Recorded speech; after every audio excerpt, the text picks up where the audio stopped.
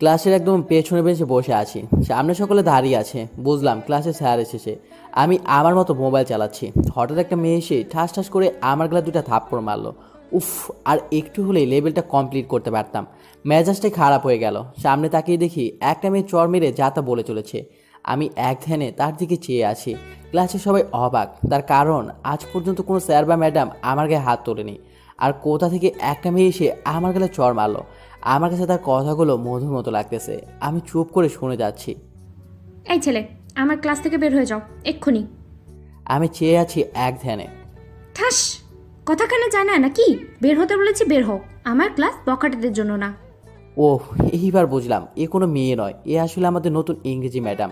ধুর, শেষমেশ কিনা ম্যাডামের উপর ক্রাশ খাইলাম। আমার কান ধরে ম্যাডাম ক্লাসের বাইরে বের করে দিলেন। আমি কিছু বললাম না। তার হাতের ছোঁয়া যেন আমাকে পাগল করে দিচ্ছে। ক্লাসের বাইরে এসে আমার সামনে মোবাইলটা আছাড় মেরে ভেঙে ফেললো আর বলল, ফির যদি কোনো সময় আমার ক্লাসে মোবাইল দেখি তাহলে তোমার খবর আছে। জি ম্যাডাম, কিছু বললাম না, হলে যদি ভাবে আমি বোবা। বেয়াদব ছেলে কথাকার। বলে ম্যাডাম ক্লাসে চলে গেল। আমি বোকার মতো দাঁড়িয়ে আছি।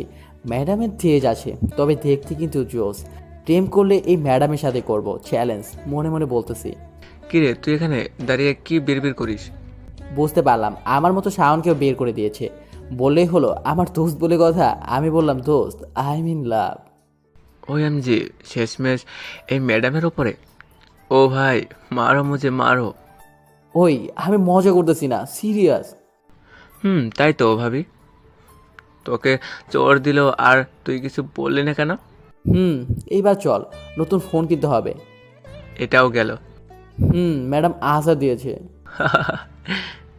চল, দাঁড়িয়ে থাকতে ভালো লাগতেছে না। যাব, তবে হিমুকে নিবি না। উফ, মনে ছিল না। ম্যাডাম, একটা কথা ছিল। কি কথা? ম্যাডাম, হিমুকে খুব দরকার, যেতে দিন প্লিজ। কেন? আমার ক্লাস না করে কাউকে আমি বাইরে যেতে দেব না। ফা পেঁচাল পেরে লাভ নেই, বরং কিছু ফা পেঁচাল পেরে লাভ নেই, বরং একটা ফা পড়তেই যেই বাবা সেই কাজ। কিছুটা মন খারাপ করে ম্যাডামকে বললাম, ম্যাডাম, হিমুর বাবা না হার্ট অ্যাটাক করেছে, ওকে যেতে দিন। ও, আগে বলবো না? এই হিমুকে, তুমি যেতে পারো। ধন্যবাদ ম্যাডাম, আসি, বাই। কথাটি বলে আর এক মুহূর্ত না দাঁড়িয়ে দিলাম দৌড়। ম্যাডাম অবাক, তাই ক্লাসের একটা মেয়েকে জিজ্ঞেস করলো, এই ছেলে অমনভাবে পালালো কেন? ম্যাম, আসলে হিমুর তো বাবা নেই। কি? আমাকে এত বড় মিথ্যা কথা বলা? কালকে দেখাবো এর মজা। ম্যাম রেগে কথাটা বলতে সবাই হেসে দিল। ধমকে উঠলো ম্যাডাম। এদিকে রাসেল আর হিমু তো হাসতে হাসতে শেষ।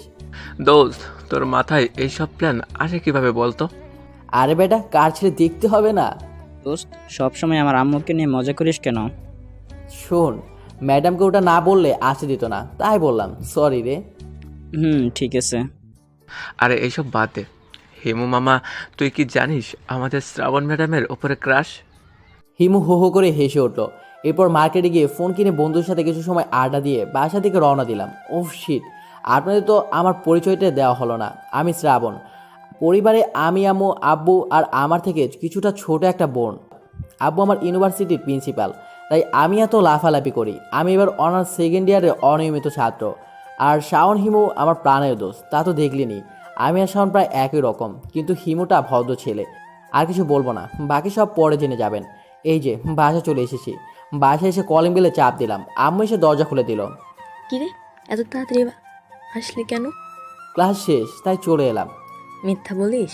এখন সবেমাত্র 12টা বাজে আর তুই বলছিস ক্লাস শেষ। আম্মু আমার কান ধরে কথাটি বলতেই আমি ব্যথায় শব্দ করে উঠলাম, আউচ। আম্মু, ছেড়ে দাও, লাগতেছে। আর মিথ্যা বলবো না, প্রমিস। এবারের মতো ছেড়ে দিলাম। লাভ ইউ আম্মু, ক্ষুধা লাগছে কিন্তু, খেতে দাও। ফ্রেশ হয়ে আয়, খেতে দিচ্ছি। ওকে আম্মু, বলে আমি রুমে এসে ফ্রেশ হতে গেলাম। এসে নতুন ফোনটা সেট আপ করে নিলাম। এর মধ্যে আম্মুর ডাক। আমি নিচে গিয়ে খেতে বসলাম। আম্মু, জোশ হয়েছে খাবারটা। আবার কিসের ধান্দা? পাম দিতেছিস কেন? উফ, সত্যি বললো দোষ, আর বলবোই না, যাও। আমি তো মজা করতেছি। হুর। আম্মুর সাথে মজা করে খেয়ে রুমে এসে শুয়ে পড়লাম। কিছু সময় পর মোবাইল চালানোর পর ঘুম পাচ্ছিল, তাই ঘুমানোর চেষ্টা করলাম এবং শেষমেশ মিশন কমপ্লিট। ফোনের আওয়াজে ঘুমটা ভেঙে গেল। দেখি শাওন ফোন দিয়েছে। কিরে হারামি, কোথায় তুই? মামা, ঘুমাচ্ছি, গুড নাইট। এই, নাটক না করে মরে আয়, কথা আছে। উফ, তুইও না, শান্তি মতো একদিনও ঘুমাতে দিবি না। রাখি, তাড়াতাড়ি আসিস।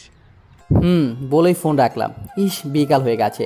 আমার এই একটাই দোষ, একবার ঘুমিয়ে পড়লে আর উঠতেই মন চায় না। ফ্রেশ হয়ে রুমের বাইরে বের হলাম, দেখি আপুটা বসে বসে টিভি দেখতেছে আর একা একা হাসতেছে। এইটা আমার সহ্য হলো না, পিছনে গিয়ে দিলাম এক চুল টান আর বললাম, এই পেতনি হাসিস কিল্লাই। আমার বোন আম্মু বলে জোরে এক চিল্লানি দিল, আমাকে আর পায়কে দিলাম এক বদর, এক ধরে বাসার বাইরে। মোড়ে এসে দেখি শাওন দোকানে বসে চা খাচ্ছে। কিরে মামা, হবে নাকি? মামা, আমাকেও এক কাপ দিন। আর শাওন, তুই ডাকলি কেন বল? ভাও, অনেক বড় খবর আছে। কি বলবি বল।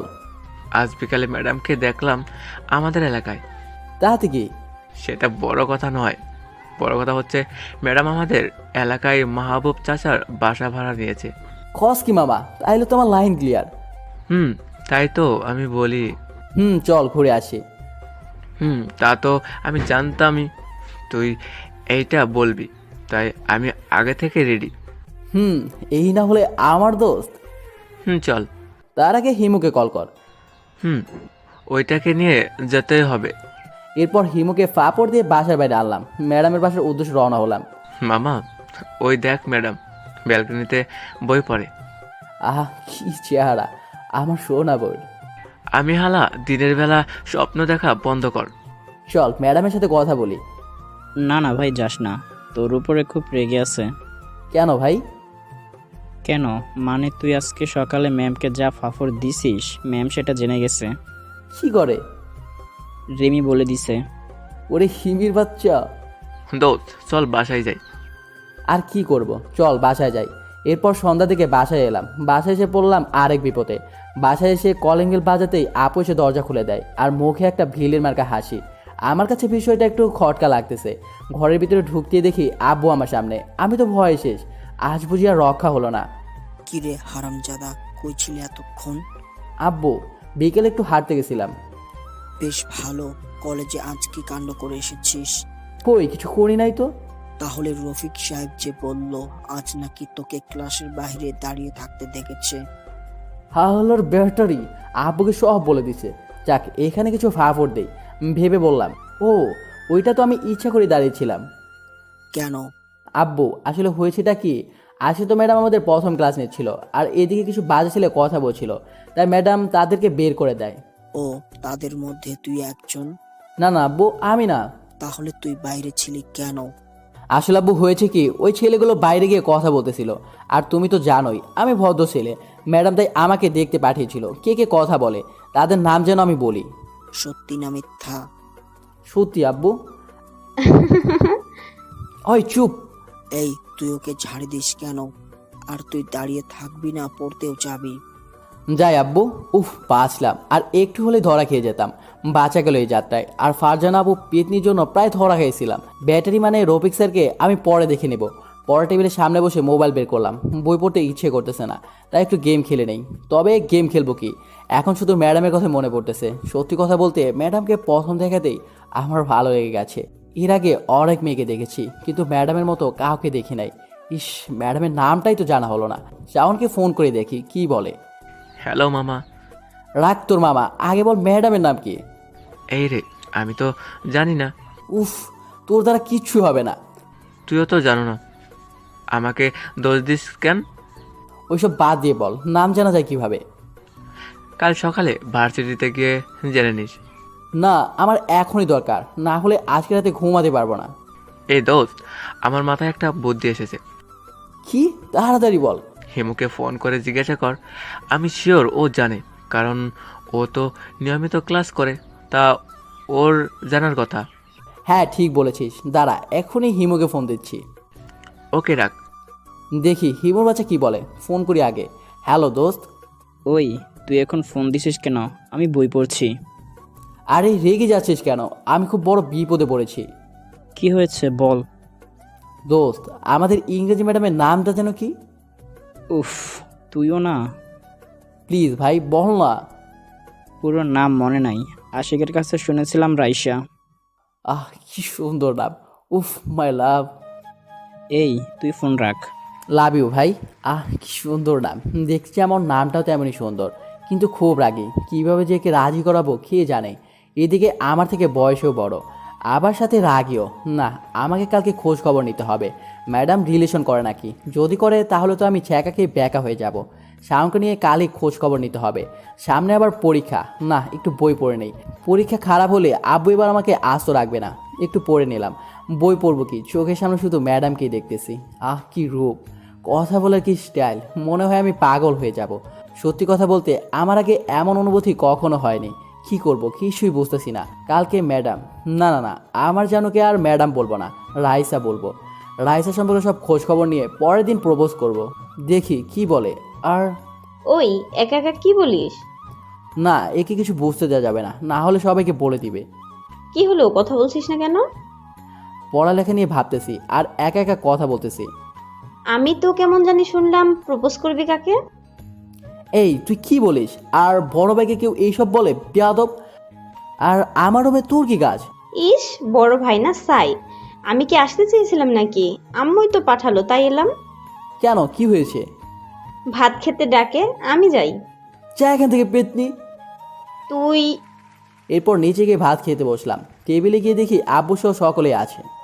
শ্রাবণ, এইবারের পরীক্ষা যদি খারাপ হয় তাহলে কিন্তু। তুমি কি ছেলেটাকে খেতেও দিবে না? সব সময় শুধু বকাবকি। আমি একটু ইনোসেন্ট ভাব করলাম। আব্বু চুপ করে আছে আম্মুর ঝাড়ি খেয়ে, আর আম্মু আমার মাথায় হাত বুলিয়ে দিচ্ছে। এই না হলে আমার আম্মু, আমার কষ্টটা একমাত্র আম্মুই বুঝলো।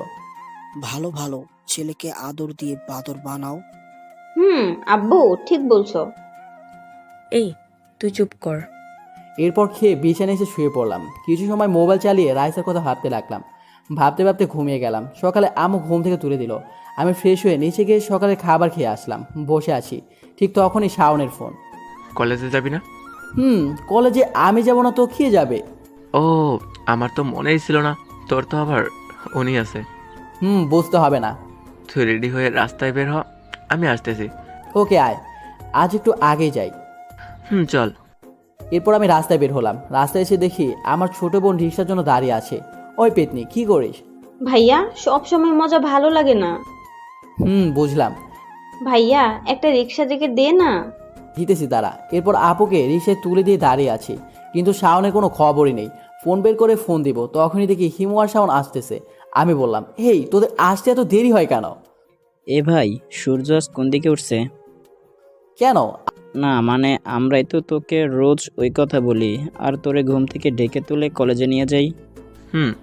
আর কতদিন যে বকা খাইছি স্যারের কাছে, শুধুমাত্র তোর জন্য। আর আজ তুই সবার আগে। কেন, মানুষ কি বদলাতে পারে না নাকি? তা ঠিক।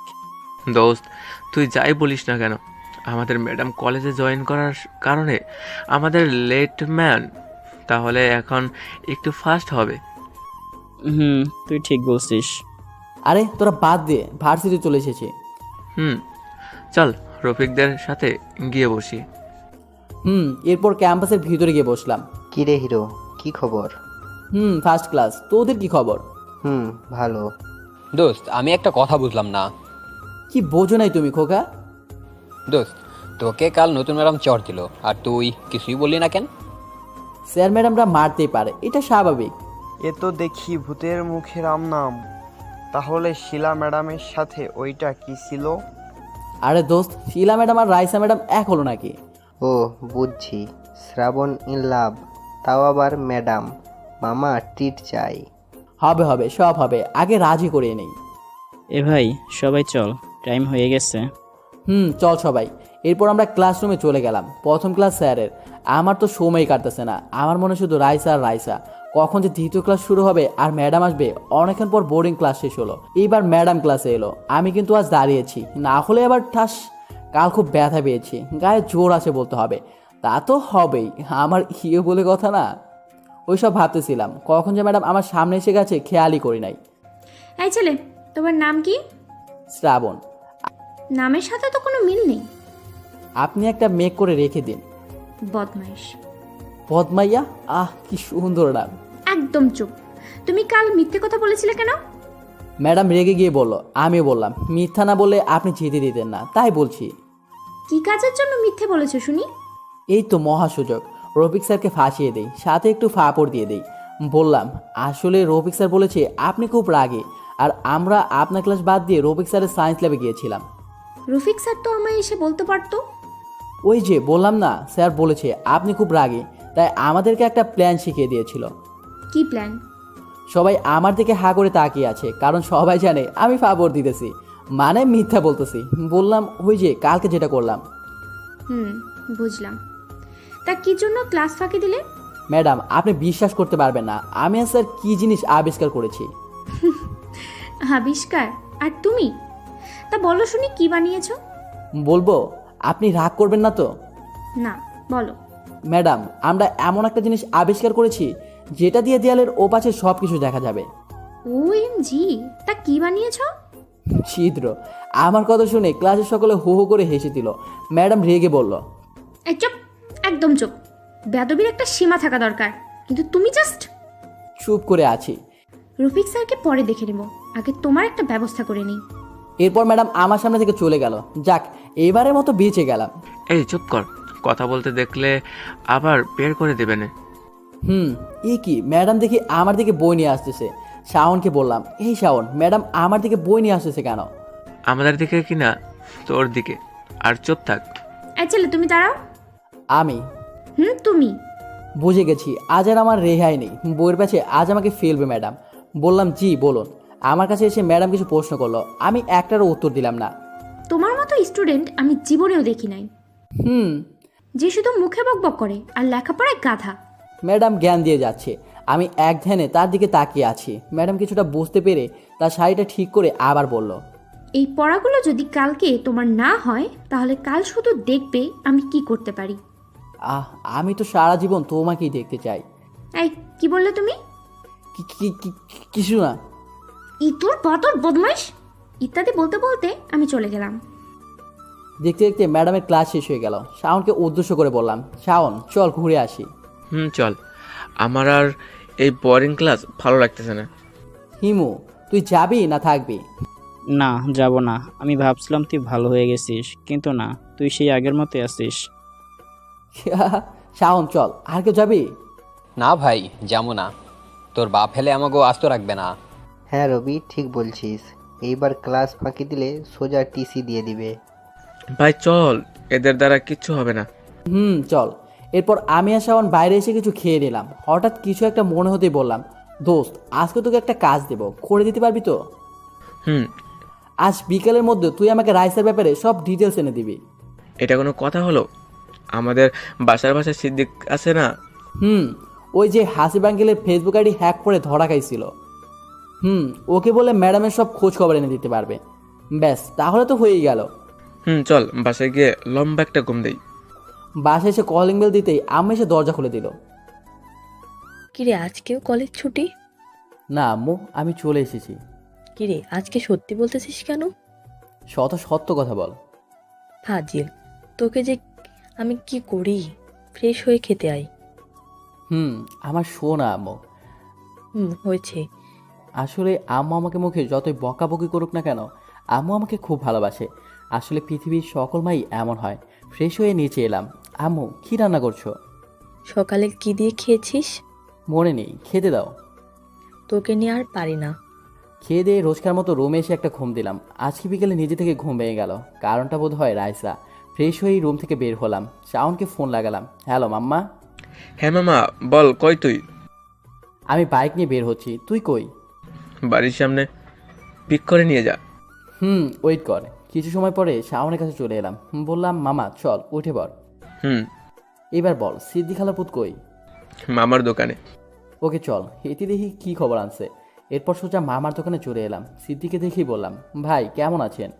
এই তো ভাই আছি, তোরা তো খোঁজ খবর নিসই না। আরে ভাই, কি আর কোনো দুঃখের কথা, বালের পড়াশোনা চাপে আর খবর। ভাই বুঝছি। তা যে খবর আনতে বলেছিলাম আনছিস? ভাই, তোরা একটা কাজ বলছিস আর সেটা যদি করতে না পারি। বল তাহলে সকল কিছু। সিদ্দিক বলা শুরু করলো, ওর ল্যাপটপ মেলে। হালায় পাক্কা হ্যাকার। নাম রাইসা জাহান। পরিবার বলতে রাইসা আর তার আম্মু। বাবা নেই। আত্মীয় ছিল অনেক, তবে তার বাবা মারা যাওয়ার পরে সবাই হারিয়ে গেছে আস্তে আস্তে। তার মা তাকে অনেক কষ্ট করে লেখাপড়া শিখিয়েছে। রিলেশন করার সুযোগ তেমন আসে নাই। প্রপোজ পেয়েছে অনেকগুলা, কিন্তু সবগুলো নাকচ। Mobile number 0168296 Facebook ID Nusrat Jahan. হয়েছে ভাই, অনেক বলেছিস, আর কিছু বলা লাগবে না। হ মামা, তুই তো ফাটাইয়া দিছস। আরে নিজের ভাইদের জন্য যদি এটুকু করতে না পারি। তা তো ঠিক। চল, আজকে তো ট্রিট দেবো আমি। চল। এরপর দুজনকে নিয়ে পেট পুরে খাওয়ালাম। আমার হবু বউয়ের খবর এনে দিছে বলে কথা। রাতে বাসায় এলাম, এসে দেখি আবু বসে টিভিতে খবর দেখতেছে। আমি কিছু না বলে চুপ করে চলে যেতে লাগলাম। ওই এদিকে আয়। হ্যাঁ আব্বু বলো। কই থাকো সারাদিন? এই তো বাজারে দিয়ে গিয়েছিলাম। সারাদিন কোনো কাজ নেই, খাবি কি করে? পাঙ্ক মেরে আসতে বললাম। কি বললি? চাকরি করে বলছি। লেখাপড়ার যে অবস্থা, এতে তোকে চাকরি দেবে কে? কত ছাগল আছে আসতে বললাম। ওই তুই চুপ কর, আর রুমে গিয়ে বই পড়। ওকে আব্বু।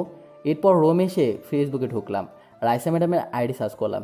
পেয়ে গেছি, কিন্তু রিকোয়েস্ট দিলে গ্রহণ করবে না আমি শিওর, তাই রিকোয়েস্ট দিলাম না, শুধু ছবিগুলো সেভ করে রাখলাম।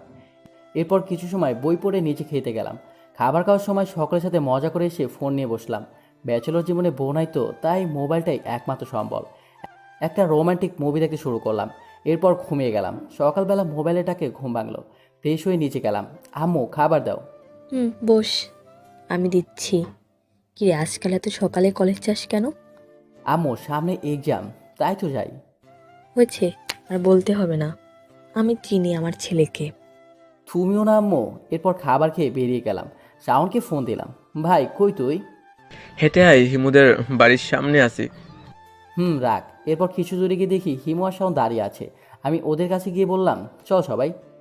তবে তবে কি? আমার মনে হয় তোর কপালে আজকে দুঃখ আছে। কেন? ম্যাডাম তোর উপরে রেগে আছে, তাই আমার মনে হয় আজকে তোরকে কেলানি দেবে। ম্যাডামের হাতে খেলা নেই। হেমু, বুঝলি এই হালা পাগল হয়ে গেছে, একে পাবডা নেওয়া লাগবো। ঠিক বলছিস। আরে তোর চুপ কর, কলেজে এসে গেছি। চল। কলেজে এসে বললাম আরেক বিপদে। আমরা তিনজন মিলে কলেজের ক্যাম্পাসে গিয়ে বসলাম। সেখানে আমাদের সকল বন্ধুরা ছিল। কি রে মামা, সকলে কি খবর? এই তো চলতেছে। ভালো। মামা তোমার কি খবর? মানে ম্যামকে নিয়ে? আরে মামা কি বলবো দুঃখের কথা, তাকে বলবো কি করে, ভয় করে। ভয় আর তুই? হালা, তোকে তো কখনোই ভয় পেতে দেখি নাই। ভাই আসলে ভয় করে, যদি রাজি না হয়। হবে হবে, তাছাড়া তুই যদি আগে থেকে না বলিস তাহলে পাখি উড়ে যেতে পারে। হ্যাঁ ঠিক বলেছিস। তো এখন আমি কি করব? তুই কালকেই বলে দে ম্যাডামকে। আরে ভয় পাস না, আমরা আছি তো নাকি? ওকে, কালকে বলবো। এই সবাই চল, টাইম হয়ে গেছে। চল সবাই। আমি আর শাওন ক্লাসের একদম পেছনে বেঞ্চে গিয়ে বসলাম। ভাই আমার ভয় করতেছে। আরে তুই বলিস আগে, না করলে পিছে লেগে থাকবি কেমন? ঠিক আছে। কথা বলতে বলতে প্রথম ক্লাস শেষ হয়ে গেল। এবার ম্যাডামের আসার বেলা। ম্যাম ক্লাসে প্রবেশ করলো আর সকলে দাঁড়িয়ে গেল, সাথে আমিও। সকলে বসে পড়ো। সকলে বসে পড়লো। ম্যাম ক্লাস করতে লাগলো আর আমি তার দিকে একভাবে চেয়ে আছি। হঠাৎ করে ম্যাম আমার সামনে এসে পড়লো। এই ছেলে, তুমি ওভাবে চেয়ে আছো কেন? কই না তো। একদম মিথ্যা কথা বলবে না, আমি দেখেছি। পড়া বলো। এতক্ষণ আমি যেটা বুঝিয়েছি। এই রে, আমি তো জানি না কি পড়িয়েছে, তাই পাশে শাওনকে খোঁচা দিলাম। শাওন কিছু বলবে তার আগে ম্যাম বলল, এই ছেলে, তোমরা দুজন বাইরে যাও। Sorry ma'am. বেরিয়ে যেতে বলেছি কিন্তু। ম্যাম রেগে বলল, চল ভাই চল। এরপর আমি আর শাওন চলে গেলাম বাইরে। শালা তোর জন্য এটা হয়েছে। আমি কি করব বল, আমি তো শুধু চেয়েছিলাম। চল তাহলে। ভাই এখান থেকে চল, আব্বু দেখে ফেললে সমস্যা হবে। এরপর আমি আর শাওন চলে গেলাম এখান থেকে। রোজকার মতো এভাবে আজকের দিনটাও চলে গেল। বিকেলে রাস্তায় বেরিয়ে হাঁটতেছি আর ভাবতেছি ম্যাডামকে কালকে প্রপোজ করবো কিনা। ফ্রেন্ডরাও ঠিক কথা বলেছে, আমি যদি এখন না বলি তাহলে যদি ম্যাম অন্য কারো হয়ে যায়, না সেটা হতে দেওয়া যাবে না, আমাকে কালকেই বলতে হবে। এসব ভাবতেছি, ঠিক তখনই শাওন এসে কাঁধে হাত দিল। কিরে ভাই, কি ভাবিস? না রে কিছু না। তুই নিশ্চয় ম্যামের কথা ভাবতেছিস। কি করব বল। আরে চিন্তা করিস না, সব ঠিক হয়ে যাবে। তাই যেন হয়। আমি কালকে প্রপোজ করবো ম্যামকে, যদি রাজি না হয় তাহলে পিছিয়ে পড়ে থাকবো। ঠিক আছে, আমি তো আছি নাকি। চল কলেজে মাঠে গিয়ে আড্ডা দিয়ে আসি। চল। এরপর শাওনের বুদ্ধি অনুযায়ী কিছু রোমান্টিক মুভি ডাউনলোড দিলাম। মানে কিভাবে প্রপোজ করব শিখতে হবে তো নাকি? রাত্রে বাসায় এসে সোজা রুমে ঢুকে গেলাম। এরপর ফ্রেশ হয়ে মোবাইল নিয়ে বসে পড়লাম। অনেক সময় দেখার পরে কিছুটা বুদ্ধি পেলাম। এর মাঝে আপু এসে ডেকে গেল রাতে খাবার খেতে, খাবার টেবিলে। কিরে আপু, আজ কোনো কথা না বলে সোজা রুমে চলে গেলি? আম্মু, বই পড়ছিলাম। বই না ছাই? এই তুই চুপ কর। আম্মু, আব্বু কই? খাবার খেয়ে একটু বাইরে গেছে। এরপর খাবার খেয়ে রুমে চলে এলাম। এসে ভাবতে লাগলাম কালকে কি হবে। আসলে আমি খুব নার্ভাস ফিল করতেছি। বেশি কিছু না ভেবে ঘুমিয়ে পড়লাম। কালকে সকালে উঠে মিশনে যেতে হবে, তাই সকালে ঘুম ভাঙলো মোবাইলের অ্যালার্মে। আমি উঠে ফ্রেশ হয়ে নিলাম। ঘড়ির দিকে তাকিয়ে দেখি সকাল 7টা বাজে কেবল। আম্মুর কাছে গেলাম। আম্মু, এক কাপ চা বানিয়ে দাও তো। আজকে এত সকালে ঘুম থেকে উঠলি যে? কিছু না আম্মু, ঘুম ভেঙে গেছে তাই। একটু ওয়েট কর, বানিয়ে দিচ্ছি। এরপর আম্মুর কাছ থেকে চায়ের কাপ নিয়ে ছাদে চলে এলাম। চায়ের কাপে চুমুক দিতেই অতীতের সেই পুরনো কথাগুলো আজকে আবার হঠাৎ করে মনে পড়ে গেল। আজ থেকে 3 বছর আগের ঘটনা। মনটা এমনিতেই খারাপ হয়ে গেল। তাই বেশি সময় না বসে থেকে নিচে চলে এলাম। মনটা খুব খারাপ, তাই শাওনকে ফোন দিলাম। কিরে, তোর কি হয়েছে? এত সকালে ফোন দিলি যে? কিছু না, আসলে আজকে না ওর কথা খুব মনে পড়তেছে। এই, তোকে না বলছি এইসব কিছু মনে না রাখতে, তারপরেও? আমি কি করব, খুব মনে পড়তেছে ভাই। শোন, মনে রাখতে হয়, সবাইকে মনে রাখতে হয়, শুধু বেঈমানদেরকে বাদে। শুধু শুধু তাদের কথা মনে রেখে কী লাভ? লাভ তো নেই, বরং লস আছে অনেক। এই দেখ, তুই আগে লেখাপড়ায় কত ভালো ছিলি, আর এখন তুই নিজের দিকে চেয়ে দেখ। কি জবাব দিবি আন্টিকে? কি জবাব দিবি আঙ্কেলকে? কি শিখবে তোকে দেখে তোর ছোট বোন? সরি দোস্ত, আর কখনো মনে করব না ওই বেইমানের কথা। মনে থাকে যেন। দোস্ত, তোকে একটা কথা বলবো। বল। আমার তো কোনো বড় ভাই নেই, কিন্তু বিশ্বাস কর তুই আমার ভাইয়ের চেয়েও বেশি। আজ হয়তো আমার কোনো বড় ভাই থাকলে এই কথাগুলোই বলতো।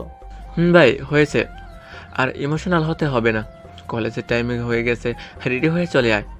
মিশন আছে না আজকে। তুই শালা ফাজিল দ্বারা আসতেছি, তুই আয়। এরপর রেডি হয়ে খাবার খেয়ে বেরিয়ে গেলাম কলেজের উদ্দেশ্যে। আজকে প্রপোজ করতে হবে। কিছু দূরের যাবার পরে হিমু আর শাওনকে পেয়ে গেলাম। মামা, কি খবর? ভালো না। ভালো হয়ে যাবে আজ। ট্রিট দিবি কখন তাই বল।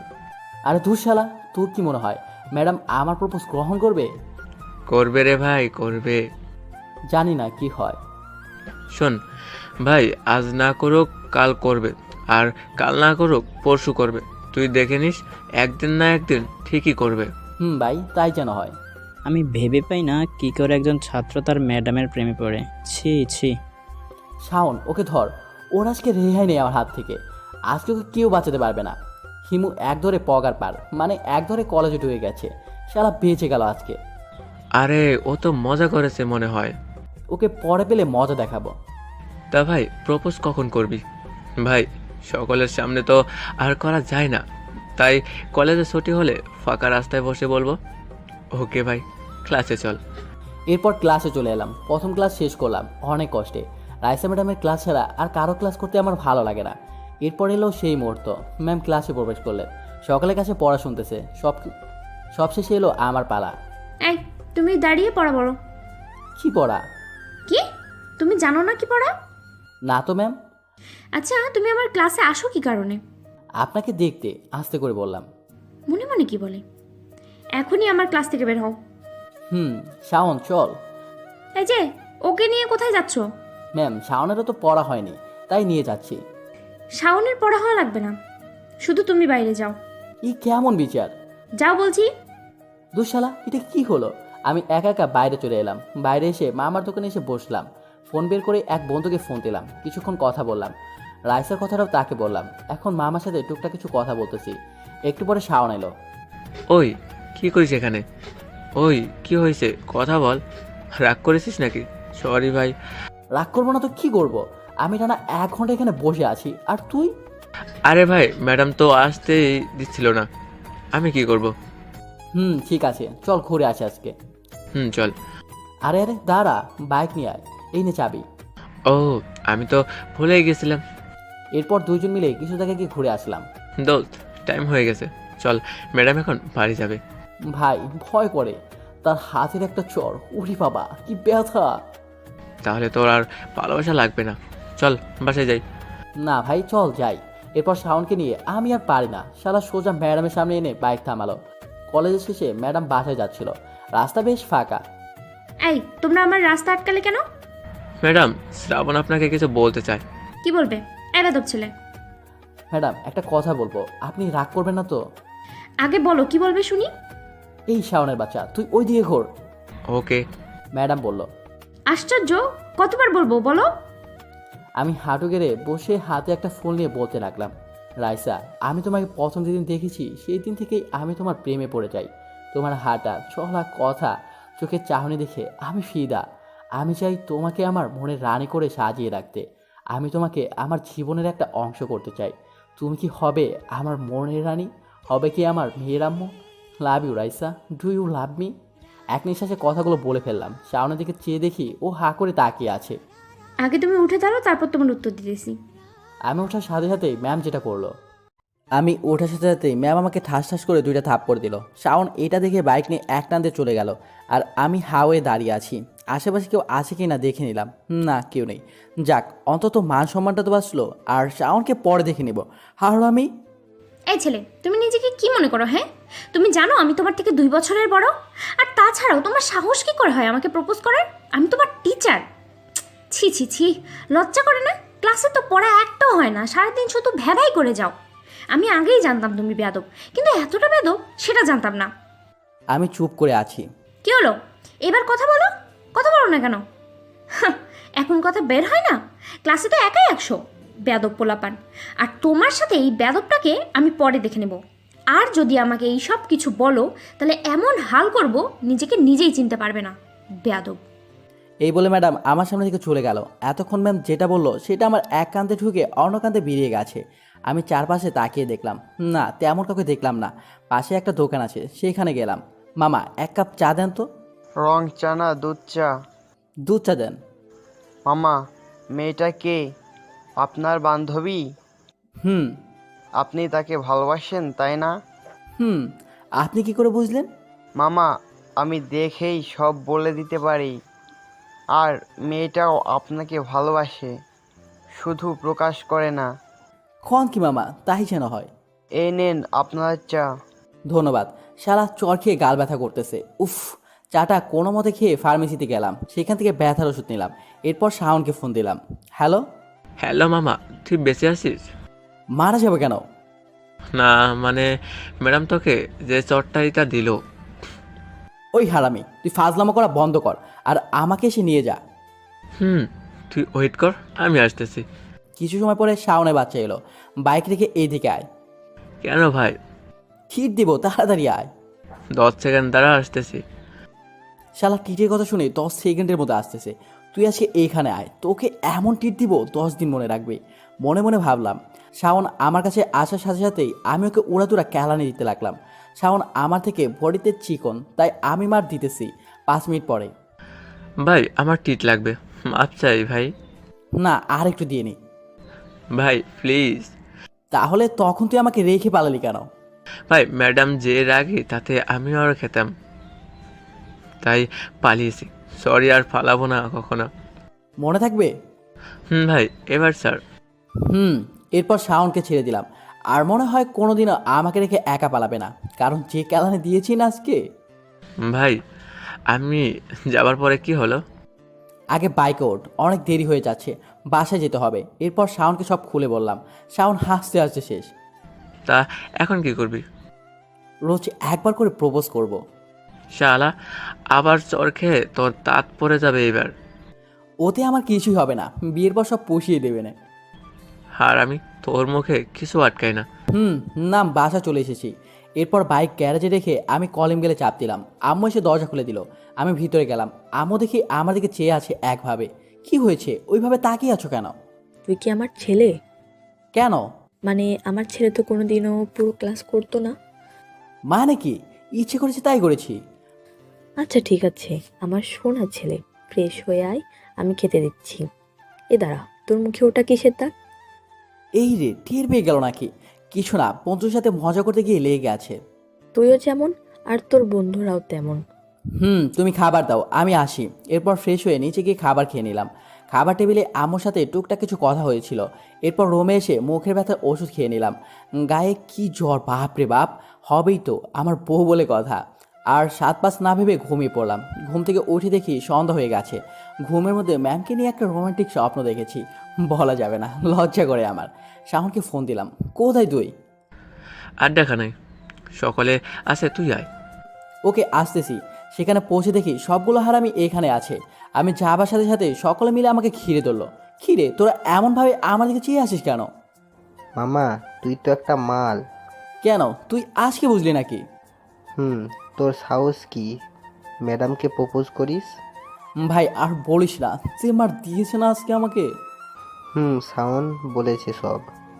ভাই লোক, আজ চলো সবাই ঘুরতে যাই লং ড্রাইভে। চলো। এরপর সকলে মিলে ঘুরতে বের হলাম। সন্ধ্যা 7টা বাজে মনে হয়। শাওন, বাসায় যেতে হবে, আপু বাসায় আছে। ওকে চল, আমিও তাহলে বাসায় যাই। বাসায় এসে কলিং বেল বাজলে আপু এসে দরজা খুলে দিল। কাকে চাই? মানে? মানে বুঝেন না? কে আপনি আর কাকে চান? তোকে তো আমি বলার সাথে সাথে আপু এক ধরে পালালো। আমি রুমে গিয়ে ফ্রেশ হয়ে নিলাম।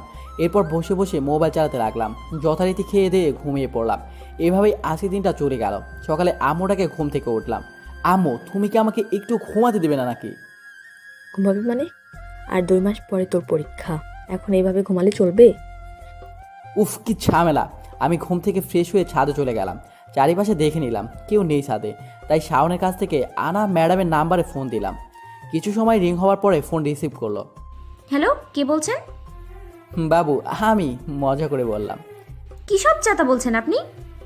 এখানে মজার কি আছে? মানে? আপনাকে চিনি না, জানি না, আর আপনি আমাকে কী সব বলছেন? আরে ম্যাডাম, আপনি আমাকে ভালো করে চেনেন। তার মানে তুমি সেই বেয়াদব শ্রাবণ? হতে পারে। বেয়াদব ছেলে, তুমি আজকে কলেজে আসো, দেখো তোমার অবস্থা আমি কি করি। ঠিক আছে বাবু।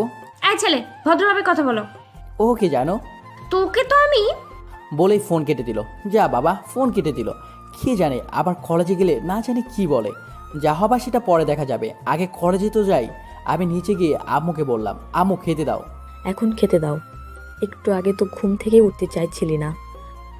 ভালো ভালো ছেলেকে আদর দিয়ে বাদর বানাও। তুমি আবার শুরু করলে, ছেলেটাকে একটুও শান্তিতে থাকতে দিচ্ছ না। আমি তো সত্যিটা বললেই দোষ করি। ঠিক বলছো আব্বু। এই ছেমরি, তুই থাম, কথা কম বল। দেখছো আব্বু মুখের কি ভাষা, বদের হাড্ডি, বেয়াদব একটা। এই, তোমরা চুপ করো আর আমার ছেলেকে খেতে দাও। এরপর সকলে মিলে খেতে বসলাম। খাবার মধ্যে আব্বু জিজ্ঞেস করলো, শ্রাবণ, তুই তোর ক্লাসের সবাইকে চিনিস? কেন? আমার কানে এসেছে কে যেন তোদের নতুন ম্যাডামকে প্রেমের প্রস্তাব দিয়েছে। কি রে, কাজ হয়েছে? আপু কি সব চিনে গেল নাকি? নাকি কেউ বলে দিয়েছে? কিরে, তুই মনে মনে কি ভাবিস? কিছু না আব্বু। কিছু না মানে? তোদের ক্লাসের ম্যাডামকে কেউ এসব বললে তুই চুপ করে থাকবি? না আব্বু, মেরে ঠ্যাং ভেঙে দিব। ওসব করতে হবে না, তুই শুধু খুঁজে বের করবি ছেলেটাকে, আর এরপর আমার কাছে নিয়ে আসবি। ঠিক আছে আব্বু, আমি আসি। কিরে, উঠে গেলি কেন? সব ভাত খেয়ে যা। না, ক্ষুধা নেই, আসি, কলেজে যাব। এরপর আমি আর কোনো কথা না বলে বাইরে চলে এলাম। বাইরে এসে শাওনকে ফোন দিলাম। ভাই, কই তুই? আমি তো বাসায়। কেন? অনেক বড় ঘটনা ঘটে গেছে, তুই তাড়াতাড়ি রহিম চাচার দোকানে আয়। একটু ওয়েট কর, আমি আসতেছি। আমি বসে বসে অপেক্ষা করতে লাগলাম। কিছু সময় পরে শাওনের বাচ্চা এলো। কিরে, কিসের এত জরুরি তলব?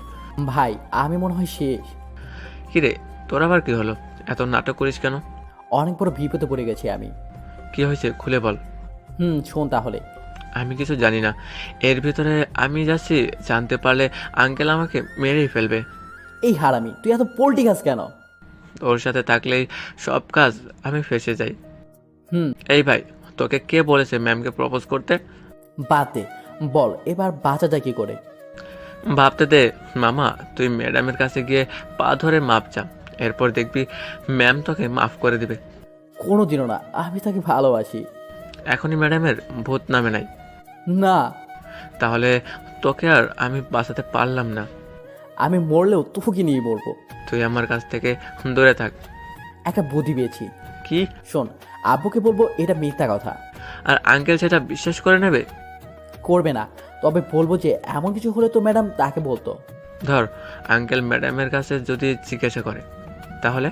করবে না, তবে বলবো যে এমন কিছু হলে তো ম্যাম তাকে বলতো। তাহলে যা হবে দেখা যাবে। চল, কলেজের টাইম হয়ে গেছে।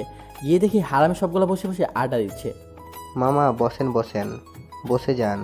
পরিবেশটা সুন্দর না? কোনো হইচই আছে?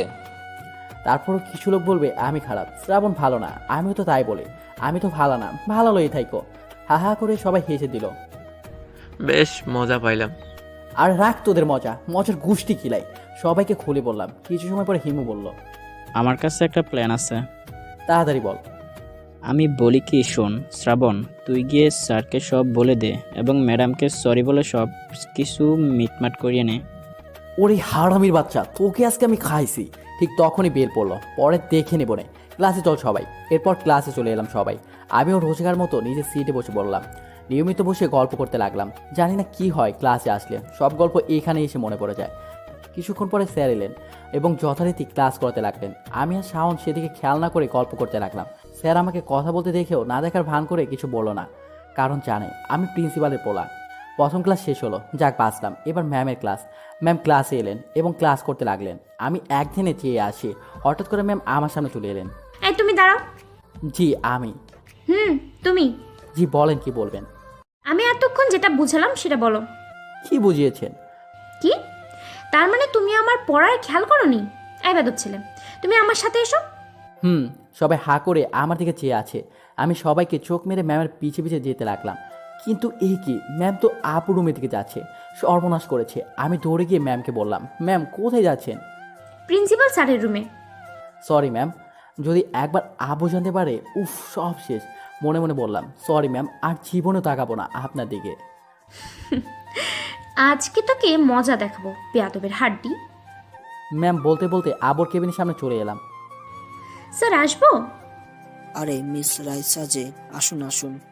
আমি বাইরে দাঁড়িয়ে আছি, তখনই ম্যাম বলল, ভিতরে আয় বেয়াদব। বসুন।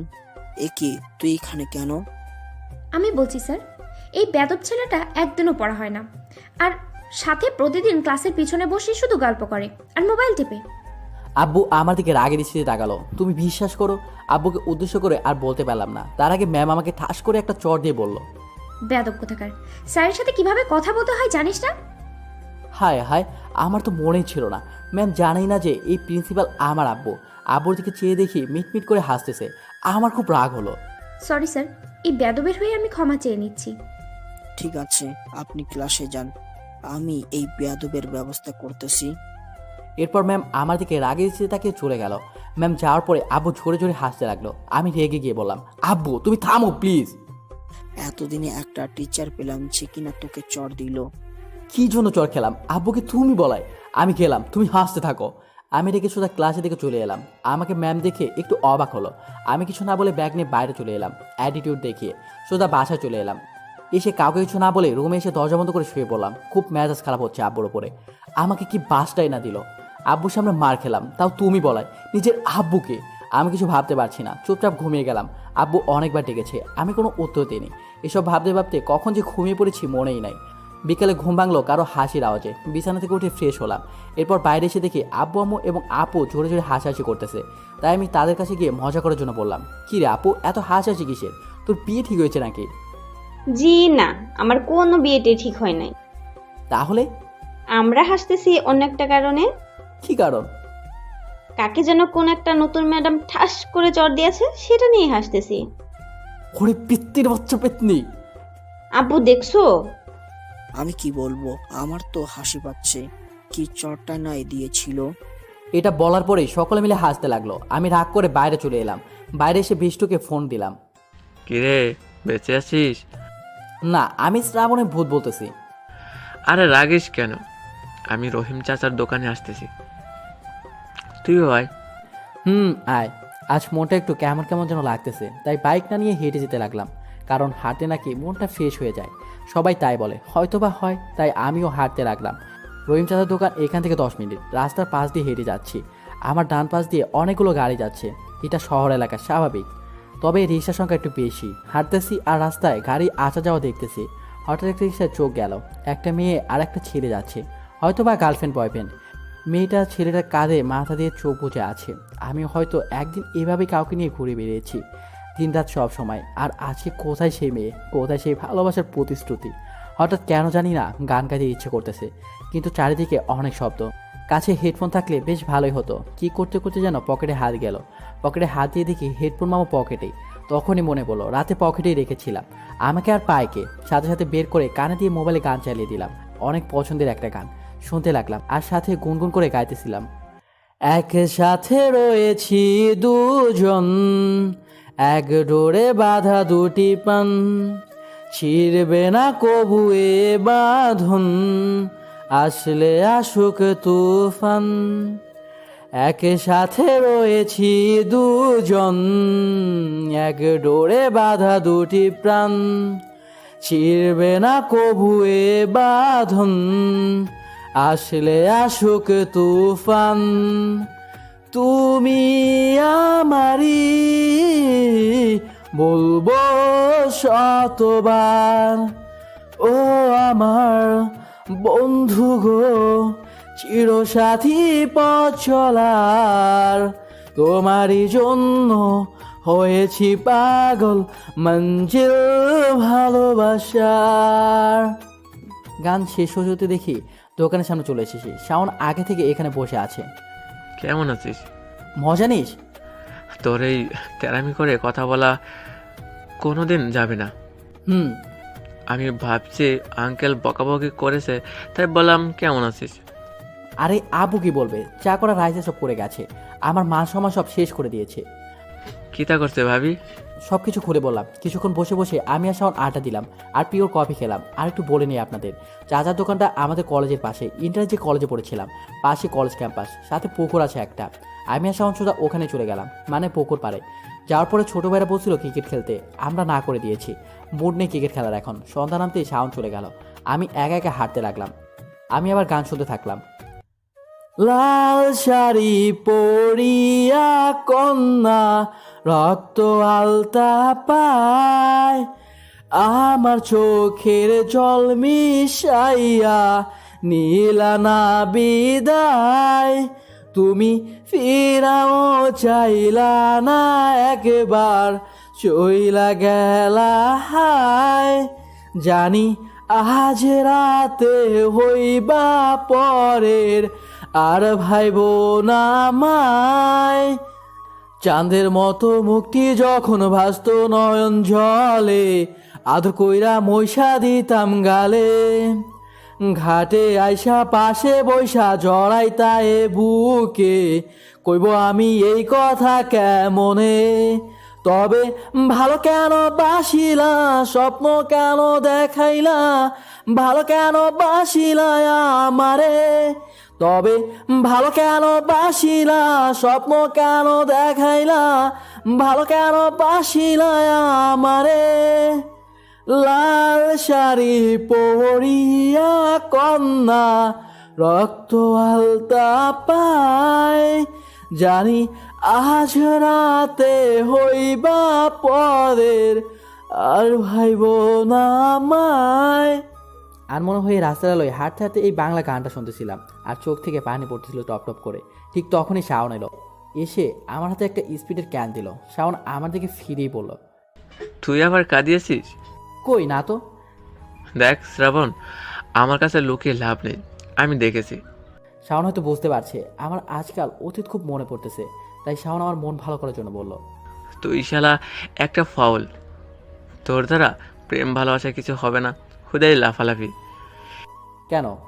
এই যে তোর মধ্যে কোনো রোমান্টিক দৃশ্য নেই। কেমন? এই ভাই, তুই আমাকে পড়াতে চাস তাই তো নাকি? কেন? তাহলে তুই এই ছেঁকা খাওয়া গান কেন শুনছিস? তাহলে কি শুনবো? রোমান্টিক গান শুনবি। হুম। আমি হলে কি গান গাইতাম জানিস? কি গান? বলবো? না বললে বুঝবো কেমনে? শাওন আর কিছু না বলে অরিজিৎ সিং এর একটা হিন্দি গান গাওয়া শুরু করলো। आज फिर तुम पे प्यार आया है, आज फिर तुम पे प्यार आया है, बेहद और बेसुमाया है। এই হারামি তুই থাম, আমি জানি শাওন আমার মন ভালো করার জন্য এটা করেছে। সত্যি ওর মতো ফ্রেন্ড পাওয়া ভাগ্যের ব্যাপার। এখন থেকে এইগুলা শোন, কাজে লাগবে। আর তুই স্পিড আনতে গেছিলি তখন? হুম গুড, ওই যে তুই একটা কাজের মতো কাজ করলি। হুম কি ফিলিংস! নির্জন রাস্তা, ল্যাম্পপোস্টের আলো আর পাশে বেস্ট ফ্রেন্ড, আর কি লাগে? কফ হলে অন্য কথা। ভাই ঠিক। এই ভাই, বাসায় চলে এসেছি, তুই যা এখন। Okay baby, love you, bye. Okay sweetheart, bye. ওরে বাট পার। এরপর আমি একা একা হাঁটা শুরু করলাম। 5 মিনিট পরে বাসায় চলে এলাম। বাসায় এসে কলিং বেল বাজালাম। আপু এসে দরজা খুলে দিল। কি রে ভিতর ডিম, কোথায় ছিলে এতক্ষণ? তুই আমাকে ভিতু ডিম বলি কেন? ইস, যে একটা মেয়ের হাতে মার খেতে পারে, তাও একটা সামান্য ব্যাপার নিয়ে, সে আবার ভীতু না তো কি? তুই বিতু, তোর 14 গোষ্ঠী বিতু। বলদ কোথাকার। তুই কোন বংশের? উফ, তোর সাথে আর কে পারে? তোকে যে বিয়ে করবে তার লাইফ শেষ। আমি আজকে বলে রাখলাম। ভাইয়া, তোকে আমি একদরে রুমে চলে এলাম। আর আমার পাগলিবনও হয়েছে একটা। বিয়ের কথা শুনলেই হয় একদম রেগে আগুন। মাঝে মাঝে খুব খারাপ লাগে একটা কথা মনে পড়লে, যে একদিন আমার এই পাগলিবনটাও একদিন আমাকে আর আমার পরিবারকে ছেড়ে অন্য কোথাও গিয়ে সংসার করবে। যখন কোনো মেয়ে তার নিজের বাড়ি ছেড়ে অন্য বাড়িতে চলে যায়, তখন সকলের কাছে খুব খারাপ লাগে। কেউ বা কান্না করে সেটা প্রকাশ করে, আর কেউ বা মুখ বুজে সেটা সহ্য করে। তবে আমি এইটুকু বলতে পারি, সকল ভাইদের কাছে তার বোন খুব আদরে হয়। সব ভাইয়েরাই তার বোনদের ভালোবাসে, কেউ প্রকাশ করে কেউ বা করে না। যাদের বোন নেই তারা কোনোদিনও বুঝবে না বোনের মানে কি। আব্বুর দৌড়ানি খেয়ে রুমে এসে ফ্রেশ হয়ে নিলাম। নিচে আব্বুকে দেখলাম না, হয়তো বা রুমেই আছে। আম্মু যে এখন রান্না করে রান্না করতেছে সেইটা আমি জানি। একটু বই না পড়লে নয়, হাতে সময় আর বেশি নেই। আব্বুর তো একটা মান সম্মান আছে। আমি তার ছেলে হয়ে যদি ভালো একটা রেজাল্ট করতে না পারি, আর ভেবে লাভ নেই। বড় টেবিলে বসে পড়লাম। অনেকদিন পর পড়তে বসে অনেক ঝামেলার মধ্যে পড়লাম। সারা বই আনকমপ্লিট, কিভাবে যে শেষ করব বুঝতে পারছি না। আমি আর একটু উদাহরণ দিয়ে আপনাদেরকে বোঝাই। মনে করেন 5 মাস পরে ফেসবুকে ঢুকলেন। তখনই ফেসবুকে ঢুকলে দেখা যাবে যে অনেকগুলো friend request, notification, message, post ইত্যাদি ইত্যাদি। তো লেখাপড়া তো অনেকদিন করি না, তাই আমার অবস্থাও ঠিক 5 মাস পরে ফেসবুকে ঢোকার মতো একটা অগোছালো অবস্থা। যাক, অনেক কষ্ট করে একটা ব্যবস্থা করলাম। ইংরেজি বইটা একটু খুলে দেখতেছিলাম, তখনই আপু এসে বলল, ও মা গো, ভাইয়া তুই বই পড়তেছিস? কেন? রোজই তো পড়ি। তুই থাম ভাইয়া, আমি জানি তুই রোজ বই মেলে রেখে পৃথিবীর সব বাজে চিন্তা করিস। তাহলে আজকে বললি যে বই পড়ি? হুস, আমি আজকে অনেকক্ষণ দাঁড়িয়ে দেখছি তুই মন দিয়ে পড়তেছিলি। তার মানে তুই এতক্ষণ এইখানে ছিলি? কিছু বলবি নাকি? নিচে আয়, আম্মু খেতে ডাকছে তোকে। এত তাড়াতাড়ি? তাড়াতাড়ি মানে ঘড়ি দেখ, রাত 11টা বাজে। আব্বু খেয়ে নিয়েছে, বাকি আছি আমরা 3জন। কি 11টা বাজে? ওএমজি! তুই যা, আমি আসতেছি। বই খাতাগুলো গুছিয়ে রেখে আমি নিচে চলে গেলাম। বই পড়ে শেষ হলো তবে? নে, এবার খেয়ে নে। আমি আমু আপু খেয়ে যা যা রুমে চলে গেলাম। রুমে এসে মোবাইলটা অন করলাম। পরীক্ষার রুটিন দরকার, তাই হিমুর বাচ্চাকে ফোন দিলাম। রুটিন পাঠাতে বলতে হিমু পাঠিয়ে দিল। এখন গায়ে একটা পরীক্ষা ভাব চলে এসেছে। পরীক্ষা শেষ হবে 27 তারিখ। এখানে আমি সবচেয়ে বেশি খুশি হয়েছি। তার কারণ হচ্ছে এই মাসের 28 তারিখ হচ্ছে রাইসা ম্যাডামের বার্থডে। কি কপাল রে ভাই, চিন্তা করেন। যাক, ভালোই হবে। পরীক্ষা দিয়ে পরের দিন ম্যাডামের জন্মদিনে গিয়ে উইশ করব। আর সাথে আবার প্রপোজও করব। রাইসার কথা মনে পড়ায় 7-5 না ভেবে কল দিলাম। প্রথমবার রিং হলো, ধরলো না। পরে 3বার কল করার পর 4বারের মাথায় কল ধরলো। এই বেদব ছেলে, তুমি বারবার কল দিচ্ছ কেন? বলি বাবা, বাবু রাগ করেছে? ওরে শ্রাবণ, তুই কালকে আয় একবার ভার্সিটিতে। কেন, দেখতে ইচ্ছে করছে গো? তোকে আজকের মতো কালকেও মার খাবো স্যারের কাছে। তোমার জন্য আমি সব কিছু খেতে পারি সুইটহার্ট। এই সব কিছু আমি স্যারকে বলবো, মনে রাখিস তুই। সেটা তোমার ব্যাপার, আমি জানি তুমি বলবা না। আর বললে বুঝবো তুমিও আমাকে লাভ করো। উফ, তুই ফোন রাখ। মনটা ফ্রেশ হয়ে গেল। রাগালা ম্যামকে জোস লাগে। খুব ঘুম পাচ্ছিল, তাই আর কিছু না ভেবে ঘুমিয়ে গেলাম। খুব সকালে ঘুম থেকে উঠলাম, উঠে ফ্রেশ হয়ে নিলাম। এখন থেকে রোজ সকালে উঠবো বলে ঠিক করেছি।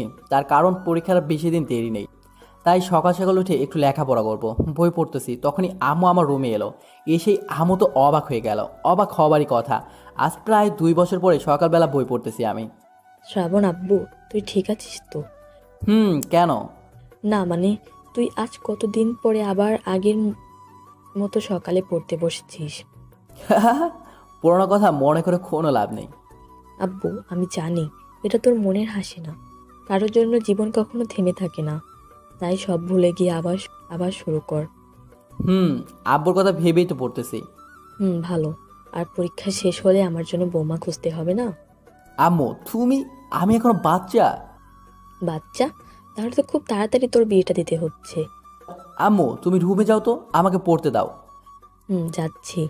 আর আমি কফি বানিয়ে দিয়ে যাচ্ছি, তুই পড়তে থাক। কিছুক্ষণ পরে সকালে খাবার খেয়ে বেরিয়ে গেলাম ভার্সিটির উদ্দেশ্যে। আজকে কলেজ থেকে তাড়াতাড়ি বাড়ি আসতে হবে, তাই বাইক নিয়ে বের হলাম। শাওনকে পিক করে নিয়ে সোজা ভার্সিটির ভিতরে ঢুকে গেলাম বাইক রেখে। আমি আর শাওন ক্যাম্পাসের একটা ফাঁকা জায়গায় গেলাম। ভাই একটা সিদ্ধান্ত নিয়েছি, কি সিদ্ধান্ত বল?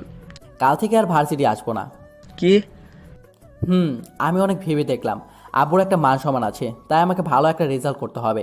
আর ম্যাডামকে পেতে হলে একটা ভালো রেজাল্ট দরকার। তো ভালো কথা, কিন্তু ভার্সিটিতে আসবি না কেন? তুই জানিস না আমি একা একা পড়তে ভালোবাসি, একা একা পড়লে মনে থাকে ভালো। ওকে বন্ধু, আমি চাই তুই ভালো কিছু কর। সেটা আমি জানি। এখন চল ভাই ক্লাসে যাই। ক্লাসে গিয়ে বসলাম, প্রথম ক্লাস শুরু হলো। ভাই আর একটা কথা। কি কথা বল? আমি ক্লাসে না আসলে ম্যাডাম আমাকে মিস করে কি না তুই একটু দেখিস। ওরে শালা, ম্যাডাম আবার তোকে মিস করবে? চুপ হারামি। আর একটা কথা, আমাদের পরীক্ষা যেদিন শেষ হবে তার পরের দিন ম্যাডামের জন্মদিন। ওই দিন ম্যামকে প্রপোজ করব, আর সেই দিন যদি রাজি হয় তাহলে সোজা বিয়ে। বাহ ভাই বাহ। আমি সিরিয়াস। গল্প করতে করতে প্রথম ক্লাস শেষ হলো। এবার রাইসা ম্যাম এলো, সবাইকে আজকের পড়া জিজ্ঞেস করতেছে, আর আমি তাকে দেখে যাচ্ছি। এক সময় আমার পালা এলো। এবার দাও, পড়া বলো। পারি না। ওকে, আমার সাথে এসো। ম্যাম আজকে আবার? এসো। আমি ম্যামের সাথে সাথে আব্বু রুমে গেলাম অফিসে। মিস রাইসা আজকে আবার এই বাদরটা কি করেছে? আমার ক্লাসে ঘুমিয়েছিল। ম্যাম মিথ্যা বলল। আমি চোখ বড় বড় করে ম্যামের দিকে তাকালাম। ম্যাম একটা শয়তানি মার্কে হাসি দিল। স্যার আমি বেয়াদব, চুপ থাক। আপনি এক কাজ করেন, ওকে একটা চড় দিন। ঠাস বলার সাথে সাথে মেরে দিল। আমি বলাদের মতো আব্বুর দিকে চেয়ে আছি। আপনি এবার যান, আমি ওকে দেখতেছি। Okay sir. ম্যাম যাবার পরে, আব্বু তুমি আমাকে মার খাওয়ালে কেন? আমি বাসায় গিয়ে আম্মুকে বলে দিব। আমি তো মারি নাই। যাক বাদ দাও। আমি তোমাকে একটা কথা বলতে চাই। আমি আর ভার্সিটিতে আসতে চাই না। এই 2 মাস আমি বাড়িতে বসে পড়তে চাই। আর তুমি তো জানো আমার একা একা পড়তে ভালো লাগে। বুঝলাম, কিন্তু তোর যদি কোনো হেল্প দরকার হয়? সেটা আমি জানি না। এক কাজ করি, তোর রহিম স্যারকে বলে দেই, সে রোজ বিকালে গিয়ে তোকে কিছু সময় হেল্প করবে। আর শোন, ভালোভাবে পড়াশোনা করিস, কেমন? ওকে আব্বু। এরপর ভার্সিটি থেকে সোজা বাসায় চলে এলাম। ধুর, আজকেও আব্বুর জন্য শুধু শুধু মার খেলাম।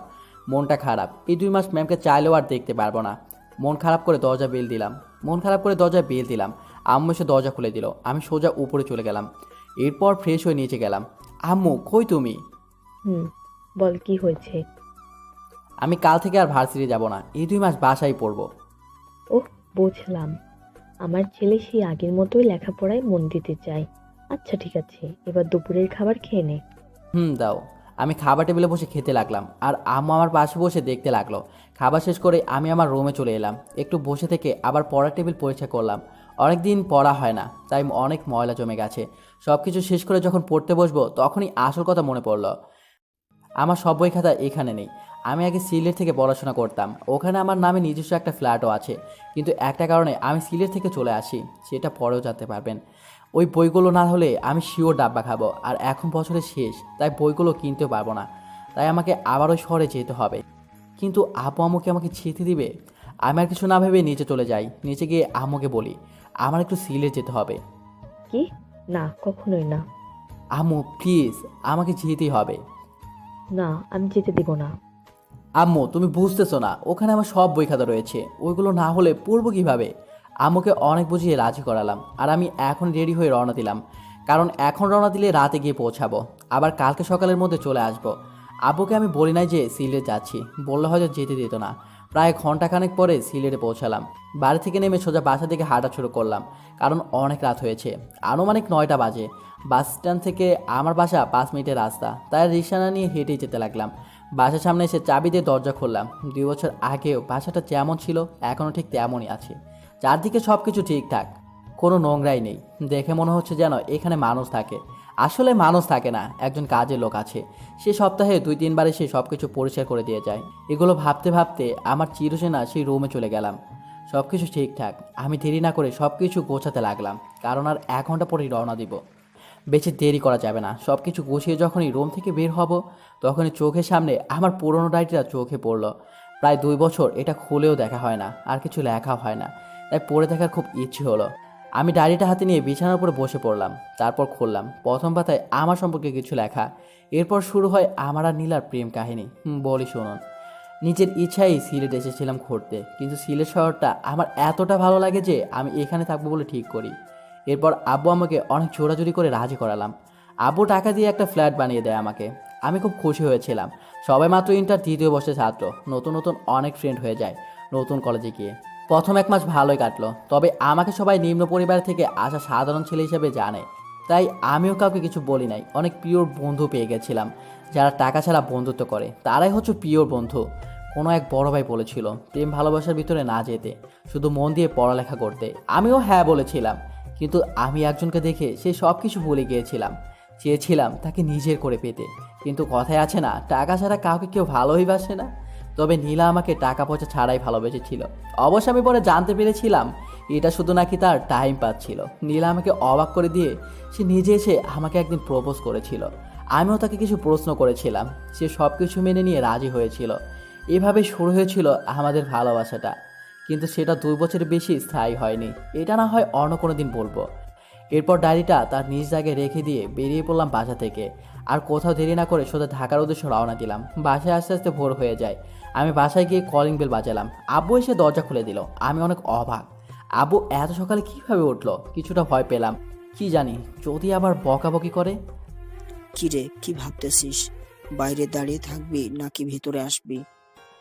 চলো। যাই হোক, ভালোই হয়েছে আব্বু কিছু বলে নাই। আমি সোজা আমার রুমে চলে এলাম, সব কিছু রেখে নিচে চলে এলাম। যাতায়াতে কোনো অসুবিধা হয়েছে নাকি? না আব্বু, যাবার আগে আমাকে একবার বলে যাবি না? সরি, মনে ছিল না। আর শোন, এখন থেকে মন দিয়ে পড়াশোনা কর। ওকে।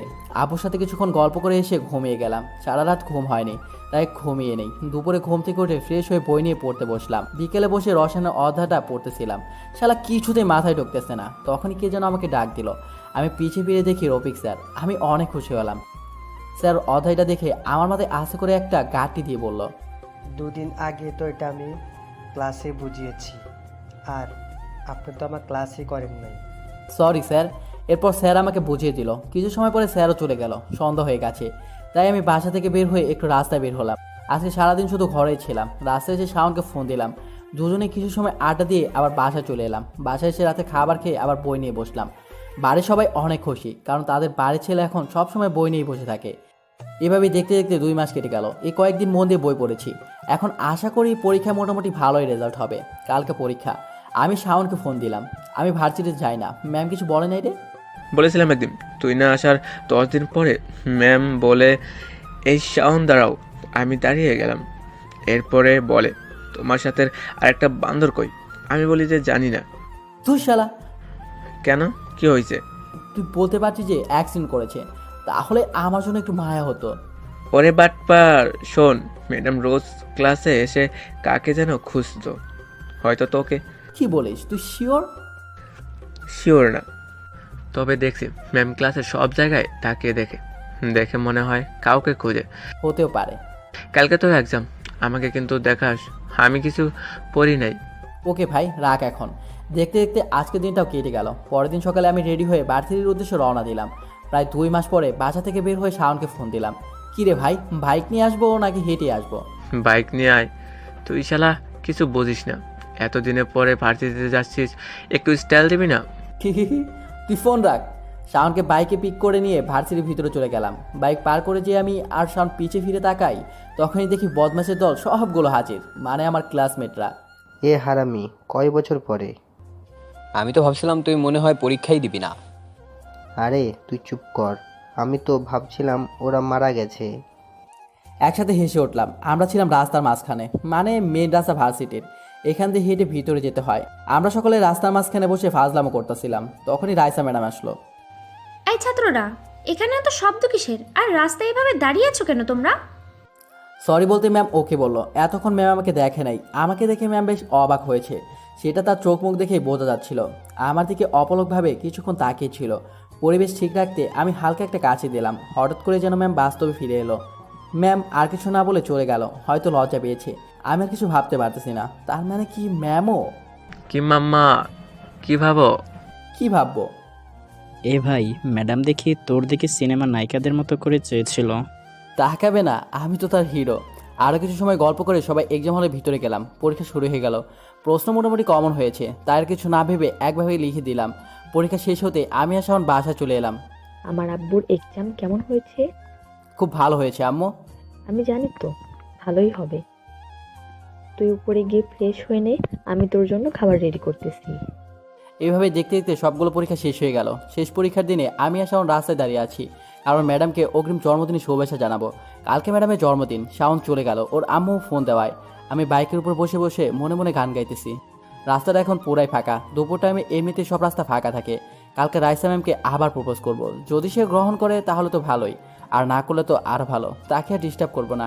আর যাই হোক, ভালোবাসা কখনো জোর করে পাওয়া যায় না। এসব ভাবতেছিলাম, তখনই দেখি ম্যাম রিক্সা করে বাসার দিকে যাচ্ছে। আমি বাইক থেকে নেমেই রিক্সার সামনে চলে গেলাম। রিক্সাওয়ালা মামা আমাকে দেখে দাঁড়িয়ে গেল। ম্যাম আমাকে দেখেই বলে উঠল, আরে শ্রাবণজি, আমি তোমাকে খুঁজতেছিলাম এতদিন ধরে, কিন্তু তোমার তো কোনো খোঁজ খবরই পাওয়া যায় না। জি ম্যাম, আপনি আমাকে খুঁজতেছিলেন? তার আগে বলো, তুমি আমাকে কি জন্য দাঁড় করালে? শুভ জন্মদিন ম্যাম। কিন্তু আমার জন্মদিন তো কালকে। জানি। আপনি তো জানেন আমি একটু ফাস্ট, তাই আগে থেকে বলে দিলাম। অনেক ফাজিল হয়েছ। ম্যাম, এবার আপনি বলেন কি বলবেন। ম্যাম কিছু না বলে তার ব্যাগ থেকে একটা কার্ড বের করে আমার হাতে দিল। এটা আমার বিয়ের কার্ড। এই কথাটা শোনার পরে আমার মনে হতে লাগলো পুরো পৃথিবীটা মনে হয় থমকে গেছে। চারিদিকে কোনো শব্দই আমি শুনতে পাচ্ছি না। আমার মনে হচ্ছে কেউ আমার বুকের বাম পাশে জোরে জোরে আঘাত করতেছে। আবারও পুরনো সেই অতীতে পুনরাবৃত্তি হতে চলেছে। না, আমি আর মেনে নিতে পারবো না। আর এক মুহূর্ত এখানে থাকা যাবে না। এই সকল মায়া ত্যাগ করে দূরে চলে যেতে হবে। ম্যামকে কিছু বুঝতে দেওয়া যাবে না যে আমি অনেক কষ্ট পেয়েছি। তাই মুখে একটা হাসি নিয়ে বললাম, কংগ্রাচুলেশন ম্যাম। অবশ্যই আসবে কিন্তু বিয়েতে। চেষ্টা করব। আমি এখন আসি। ম্যাম কিছু বলার চেষ্টা করছিল, কিন্তু আমি কোনো সুযোগ না দিয়ে বাইকে করে সোজা বাসায় চলে আসি। বাসায় এসে আমার কিছু জামা কাপড় একটা ব্যাগে ভরে বাইরে চলে এলাম। বাইরে আসার সময় আম্মু আপু অনেক জিজ্ঞাসা করেছে কি হয়েছে, এইসব খুশিয়ে কোথায় যাচ্ছি। আমি কোনো উত্তর না দিয়ে বাইক নিয়ে রওনা দিই সিলেটের উদ্দেশ্য। আজকে খুব জোরে বাইক চালিয়েছি, তাই আসতে আর খুব একটা সমস্যা হয়নি। আর যেহেতু আমার বাইকে সব কাগজপত্র ঠিক আছে, তাই রাস্তায় পুলিশ কোনো ঝামেলাও করে নাই। বাসায় ঢোকার আগে বাইরে থেকে খাবার নিয়ে যাই। বাসায় ঢুকে ফোনটা হাতে নিলাম। অনেকগুলো কল এসেছে। ফোন সাইলেন্ট ছিল, তাই খেয়াল করি নেই। আর খেয়াল করলেও ধরতাম না। ফোন সুইচ অফ করে রেখে দিলাম। খাবার খেয়ে দুটো ঘুমের ওষুধ খেয়ে ঘুমিয়ে গেলাম। অপরদিকে বাসা সকলে অস্থির হয়ে গেছে। আম্মু তো কিছুই বুঝতেছে না আজ হঠাৎ করে কি এমন হলো যে আমি কাউকে কিছু না বলে ব্যাগপত্র গুছিয়ে নিয়ে বাসার বাড়ি চলে যাই। আপু আম্মুকে অনেক বোঝানোর চেষ্টা করতেছে, কিন্তু কিছুতেই কাজ হচ্ছে না।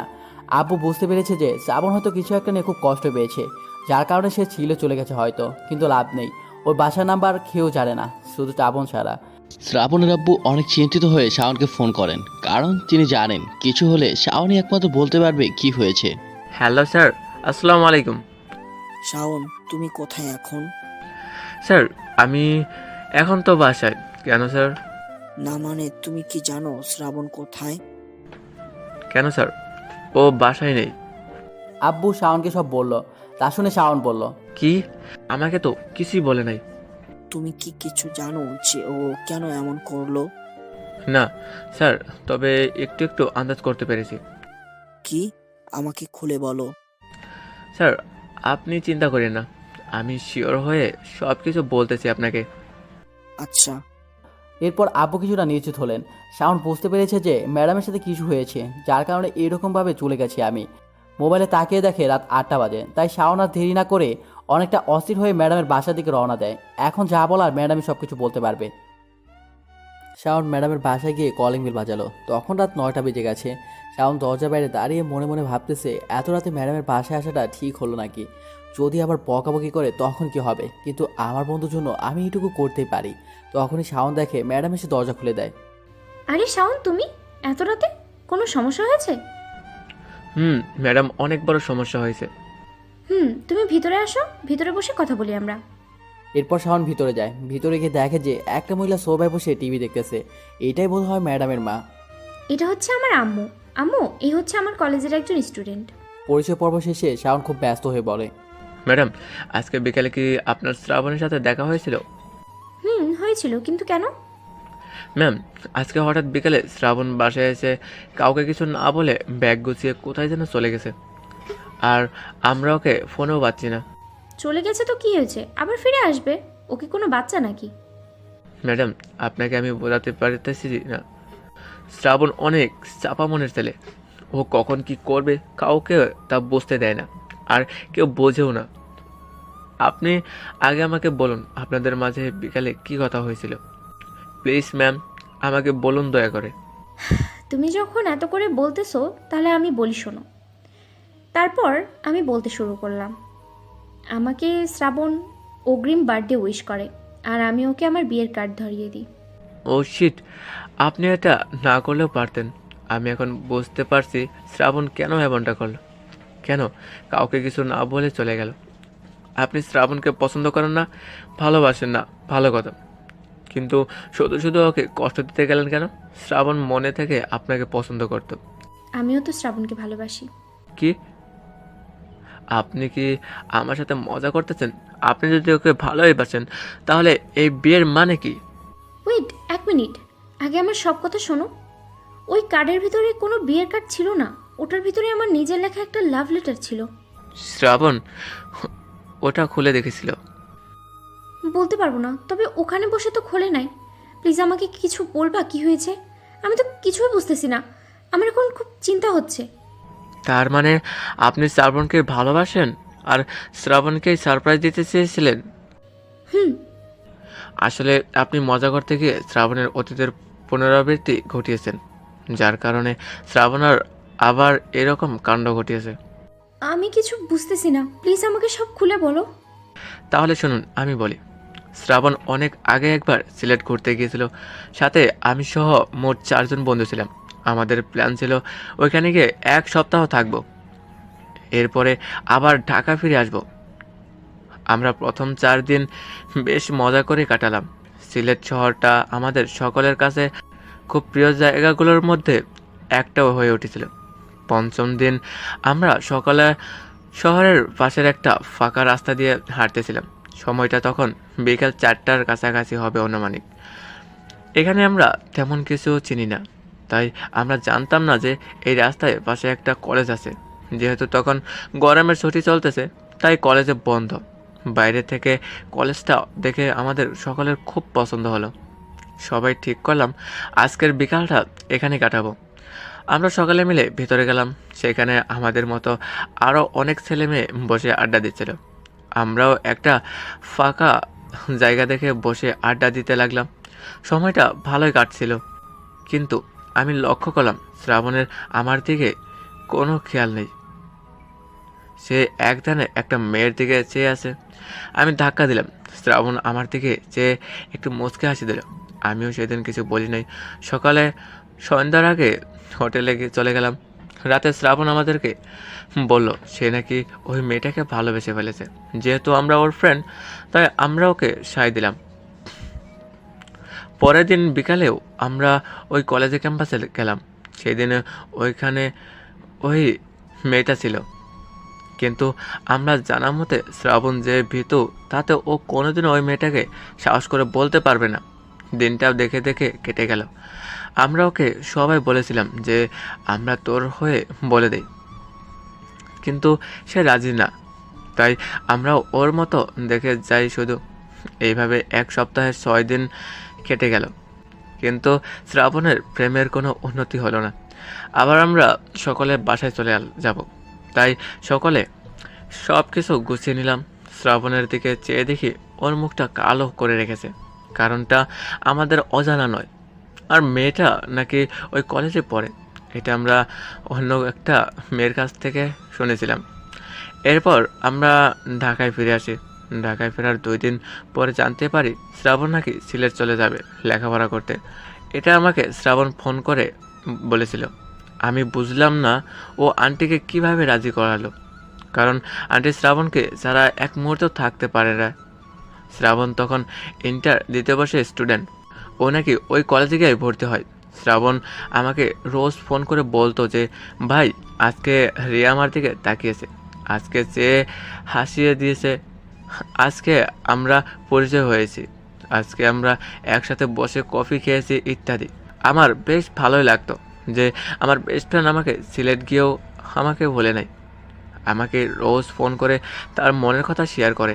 এইভাবে চলতে চলতে শ্রাবণ একদিন আমাকে ফোন করে বলে যে মেয়েটি নাকি ওকে প্রপোজ করেছে, সেও নাকি শ্রাবণকে ভালোবাসে। আমি শুনে খুব খুশি হয়েছিলাম। এভাবে কেটে গেল 2টা বছর। এর মাঝে আমি একটু বুঝে গিয়েছিলাম যে শ্রাবণ মেয়েটাকে নিজের থেকেও বেশি ভালোবাসে। রোজ শ্রাবণের সাথে আমার ফোনে কথা হতো। ও বেশি খুশি থাকলে দিনে 2-3বারও কথা হতো। শ্রাবণ আমাকে 3 দিনও ফোন দেয় না। আমি খুব চিন্তিত ছিলাম। ওর ফোনও সুইচ অফ। আন্টিকে আমাকে ফোন করে শ্রাবণের কথা বলে। আমি আন্টিকে বুঝিয়ে ফোন রেখে দিই। 4 দিনের মাথায় একটা অচেনা নাম্বার থেকে ফোন আসে। আমি রিসিভ করে ফোন করেছিল একটা ছেলে, আর বলছিল শ্রাবণ তোর ফ্রেন্ড, সে নাকি শ্রাবণকে বাসায় খুঁজতে গিয়ে দেখে শ্রাবণের বাসায় দরজা খোলা। ভেতরে গিয়ে দেখে শ্রাবণ ঘুমিয়ে আছে। সে গিয়ে শ্রাবণকে ডাক দেয় কিন্তু কোনো উত্তর পায় না। হঠাৎ সে লক্ষ্য করে পাশে ঘুমের ওষুধের প্যাকেট। তাই সে আর দেরি না করে অ্যাম্বুলেন্স ফোন করে সিলেট সদর হসপিটালে নিয়ে গিয়ে ভর্তি করে। ছেলেটা আমাকে ফোন দিয়েছে কারণ শ্রাবণ নাকি সবসময় আমার কথাই বেশি বলতো সকলের কাছে, তাই আমাকে সে প্রথম ফোন দিয়ে জানালো। তখন শ্রাবণ মোটামুটিও সুস্থ, তবে জ্ঞান ফেরে নাই। আমি কোনো কারণ খুঁজে পাই না এটা করার। আমি আর দেরি না করে শ্রাবণের আবুকে নিয়ে সোজা সিলেট চলে যাই।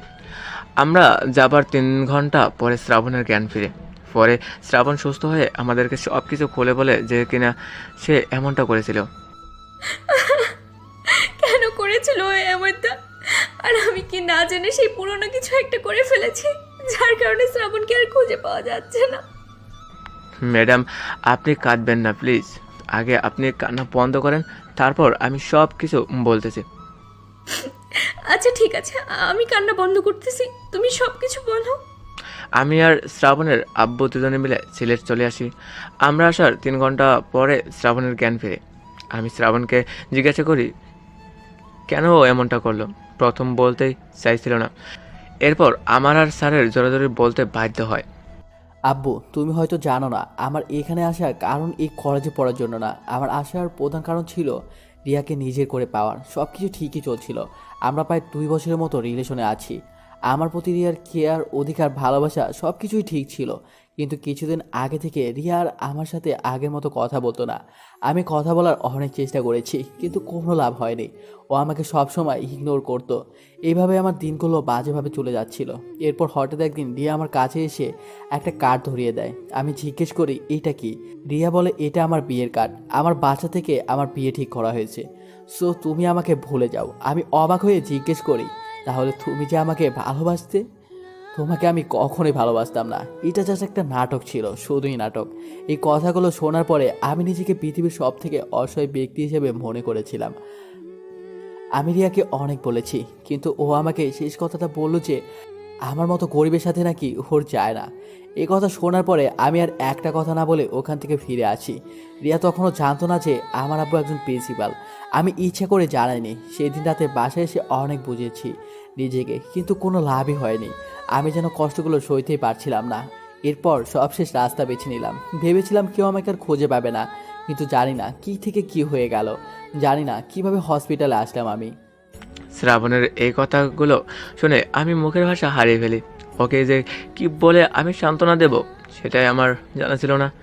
স্যার হয়তো বুঝেছেন বিষয়টা, তাই তিনি শ্রাবণের পাশে বসে অনেক জ্ঞানমূলক কথা বলে।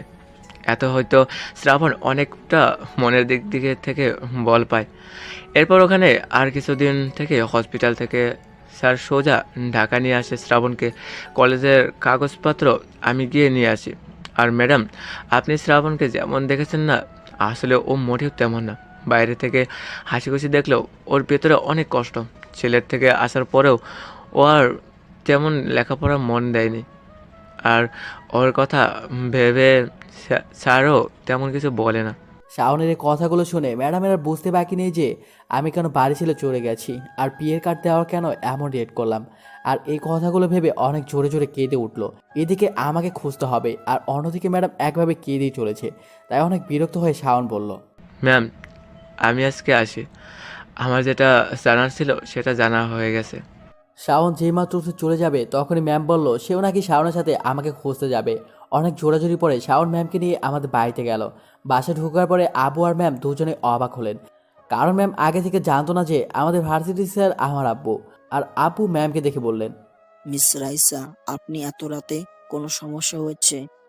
ম্যাম লজ্জা আর ভয়ে চুপ করে আছে। শাওন ব্যাপারটা বুঝতে পেরে সব কিছু খুলে বলল। এই ঘটনা শোনার পরে বাসা সবাই অনেক অবাক হয়েছে। আর এদিকে রাইসা ভয়ে কান্না শুরু করে দিয়েছে, কারণ রাইসা ভাবতেছে শুধুমাত্র তার মজার জন্য আমাকে খুঁজে পাওয়া যাচ্ছে না। এটা দেখে আম্মু রাইসার কাছে গিয়ে চোখের পানি মুছে দেয় আর তাকে নিয়ে সোফায় বসায়। কেউ কোনো কথা বলতেছে না। তখনই রাইসা ম্যাম বলে, আমায় ক্ষমা করে দিন আন্টি, আমি না বুঝে ওর সাথে এমনটা করে ফেলেছি। জানলে কখনোই এমনটা করতাম না। মা, এতে তোমার কোনো দোষ নেই। তোমার চিন্তা করতে হবে না। আমার মন বলছে আমার ছেলে আবার ফিরে আসবে, সব ঠিক হয়ে যাবে। অনেক বোঝাবার পর রাইসা কান্না থামালো। রাত অনেক হয়, রাইসার বাড়ি যায়নি, শাওন চলে গেছে। সে তার আম্মুকে ফোন করে জানিয়ে দিয়েছে। আজকে রাতটা এইভাবে কেটে গেল সকলে। সকাল 10টার সময় আমার ঘুম ভাঙে। চোখ মিলিয়ে দেখি আমি রুমের মধ্যে শুয়ে আছি, খুব ক্ষুধা পাচ্ছে। তাই ফ্রেশ হয়ে রান্না করে গেলাম, কিন্তু দুঃখের বিষয় কোনো খাবার নেই। আর এদিকে ক্ষুধায় আমার যা অবস্থা। সেই কখন ভাত খেয়েছি মনে নেই। আর দেরি না করে বাইরে বের হলাম। বাসার পাশে একটা বাজার আছে, তাই খাবার কিনতে আর বেশি সময় লাগলো না। খাবার কিনে নিয়ে সোজা বাসায় চলে এলাম। বাসায় এসে কোনো দিকে খেয়াল না করেই খাবার খেয়ে নিলাম। খুব ক্ষুধা লেগেছিল। এরপর কালকে সব ঘটনাগুলো ভাবতে লাগলাম। শালা আমার জীবনটা এই মেয়েরাই শেষ করে দিল। আগে একবার এমন করেছিলাম, আব্বু অনেক বুঝেছিল, কিন্তু আমি কিনা আবার সেই মেয়ের কারণে বাসা ছেড়ে চলে এলাম। ধুর মিয়া, এটা কোনো কাজ হলো? আম্মু অনেক চিন্তা করতেছে হয়তো। মনে মনে এগুলো চিন্তা করছিলাম, তখনই মোবাইলের কথা মনে পড়লো। ও শিট, মোবাইল তো অফ করা। কে জানে বাচ্চা সকলে কী ভাবতেছে। আমি আর দেরি না করে মোবাইলটা অন করলাম। অন করে আব্বুকে ফোন দিলাম। রিং হওয়ার সাথে সাথেই ফোনটা রিসিভ হলো। হয়তো আমার ফোনের অপেক্ষাই ছিল। হ্যালো আব্বু। শ্রাবণ, কোথায় তুই? সব ঠিক আছে তো বাবা? হ্যাঁ আব্বু, আমি ঠিক আছি। সরি আব্বু। সরি বলতে হবে না, তুই যেখানে থাকিস না কেন এখনই বাসায় আয়। তোর আম্মু খুব চিন্তা করতেছে। আব্বু আমাকে মাফ করে দাও। তোমাদের ছেড়ে আমি আর কোথাও যাব না। আব্বু আমার খুব কষ্ট হয়েছিল কালকে, তাই আমাকে আর কিছু বলতে না দিয়ে আব্বু বলল, আমি সবটা জানি। শাওন আর রাইসা বলেছে সবটা আমাকে। আমি কিছু চাই না। আমি ব্যাস আমার ছেলেকে আগের মতো হাসি খুশি দেখতে চাই। তুই তাড়াতাড়ি বাসায় আয়। আমি তোর আর রাইসার বিয়ে দিব আজকে। মানে মানে কি? আমি খুব অবাক হয়ে বললাম, রাইসা এখন আমাদের বাসায়। তোর আম্মুর খুব পছন্দ হয়েছে রাইসাকে, আর আমারও খুব পছন্দ। আমিও চাই আমার ছেলের বউ এমন কেউ হোক যে তোকে কন্ট্রোল করতে পারবে। কিন্তু আব্বু রাইসা ম্যাডামের তো বিয়ে ঠিক হয়ে গেছে, আর তাছাড়া সে আমার থেকে 2 বছরের সিনিয়র। সেটা তোকে দেখতে হবে না।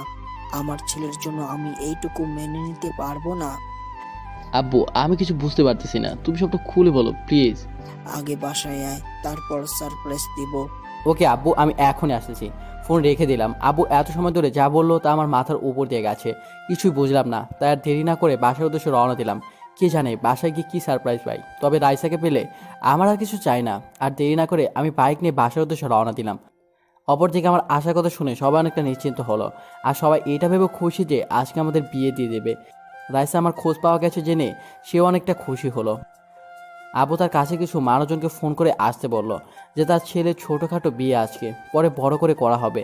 আর শাওন তো খুব খুশি, আজকে তার বেস্ট ফ্রেন্ডের বিয়ে। সে আমাদের সব বন্ধুদের ইনভাইট করলো। শাওন আর বন্ধুরা মিলে পুরো বাড়িটা খুব সুন্দর করে সাজিয়ে ফেললো।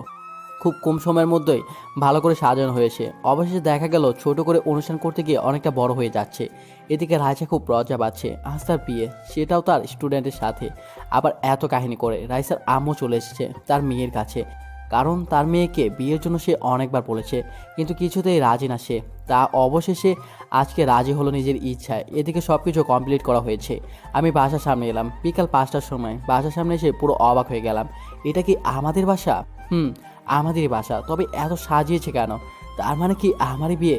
আর কিছু না ভেবে ভিতরে চলে গেলাম। সেখানে গিয়ে দেখি সারা বাসা ভর্তি লোকজন। আমি পুরো অবাক, সবাই আমার দিকে চেয়ে আছে। তখনই আম্মু এসে আমাকে জড়িয়ে ধরলো, কিছু সময় কান্নাকাটি করলো। আমি অনেক কষ্টে কান্না থামালাম। আব্বু আর আম্মু আমাকে উপরে নিয়ে গেল। বাবা, আমাকে কথা দে তুই আর এমন করবি না কখনো। এরপর আব্বু আমাকে জড়িয়ে ধরে কেঁদে দিল। আজকে প্রথম আমি আব্বুকে কাঁদতে দেখলাম। এটাই হতো আব্বুর ভালোবাসা। ফ্রেশ হয়ে তাড়াতাড়ি নিচে আয়, সবাই ওয়েট করতেছে। কিন্তু কেন? আজকে তোর বিয়ে তো ম্যাডামের সাথে। মানে কি আম্মু? তখনই শাওন সহ কিছু ফ্রেন্ড রুমে ঢুকে আমাকে রেডি করার জন্য তাড়া দিল। এরপর রেডি হয়ে নিচে গেলাম। এসে দেখি রাইসাও নিচে আছে। তার মানে রাইসার সাথে আমার বিয়ে। আমি তখন মনে মনে লুঙ্গি ডান্স দিতে শুরু করলাম। রাইসাকে দেখে মনে হচ্ছে সে ওই বিয়েতে অনেক খুশি। অবশ্যই বিয়েটা হয়ে গেল। রাত 1টার সময় আমি ছাদে বসে আছি। মামা এবার ভেতরে যাও, ভাবি অপেক্ষা করে আছে। হ্যাঁ ভাই, ভিতরে যা, আমরাও বাসায় যাই, অনেক রাত হয়ে গেছে। এই ভাই, আমার ভয় করতেছে। যদি ভিতরে গেলে আমাকে রেপ করে। এ সবাই ধর এই ভিতুর বাচ্চারে। এরপর সবাই আমাকে ধরে আমার রুমে ঢুকিয়ে দিল। আমি ভিতরে গিয়ে দরজা বন্ধ করে পিছনে তাকিয়ে দেখি রাইসা আমার পড়া টেবিলে বসে আমার বইগুলো দেখতেছে। আমি আগে জানতাম নতুন বউ খাটের উপর বসে থাকে আর স্বামী এলে সালাম করে। আর শালা আমার বউ। আমি কাছে যাওয়ার সাথে সাথে ঠাস করে একটা চর বসিয়ে দিল। আমি প্রশ্নসূচকভাবে তাকালাম। এটা হচ্ছে কাউকে কিছু না বলে চলে যাওয়ার জন্য। আবার ঠাস করে চর দিল। এটা হচ্ছে বিয়ের কার্ড না খুলে দেখার জন্য। আমি করবো না আপনার সাথে বাসর। আমি গেলাম। মজা করে দরজার দিকে হাঁটা দিলাম। রাইসা আমাকে জোর করে বিছানার উপরে নিয়ে বসালো। কি হয়েছে বলুন? আগে আমি যে তোকে বিয়ের কার্ডটা দিয়েছিলাম সেটা এনে খুলে পড় এখনই। আমি ভয়ে ভয়ে কার্ডটা খুলে পড়ে তো অনেক অবাক হয়ে গেলাম। তার মানে তুমিও? আমিও তোকে ভালোবাসি। এরপর সবটা খুলে বলল। আমি আর কিছু না বলে রাইসা ঠোঁটে আমার ঠোঁট বসিয়ে দিলাম। 3 মিনিট পরে ছেড়ে দিলাম। হ্যাঁ বেয়াদব ছেলে, এটা কি? এটা হচ্ছে আমাকে ভালোবাসো না বলার শাস্তি। আবার রাইসা আর আমার ঠোঁট এক করে দিলাম। এবার 5 মিনিট পরে ছেড়ে দিলাম। এটা হচ্ছে আমাকে কষ্ট দেওয়ার শাস্তি। তুমি তো দেখছি খুব রোমান্টিক। রাগি ম্যাডাম একটু রোমান্টিক বর। এই শোনো না। বলো না। আমার না একটা ইয়ে চাই। কি মানে? সুতিন? কিউট একটা বেবি চাই। খুব লজ্জা পেয়ে বলল। ইস, আমাকে বলবা না? তাহলে তো এত দেরি করতাম না, আগে থেকে রোমান্স শুরু করে দিতাম। এরপর আর কিছু মনে নেই।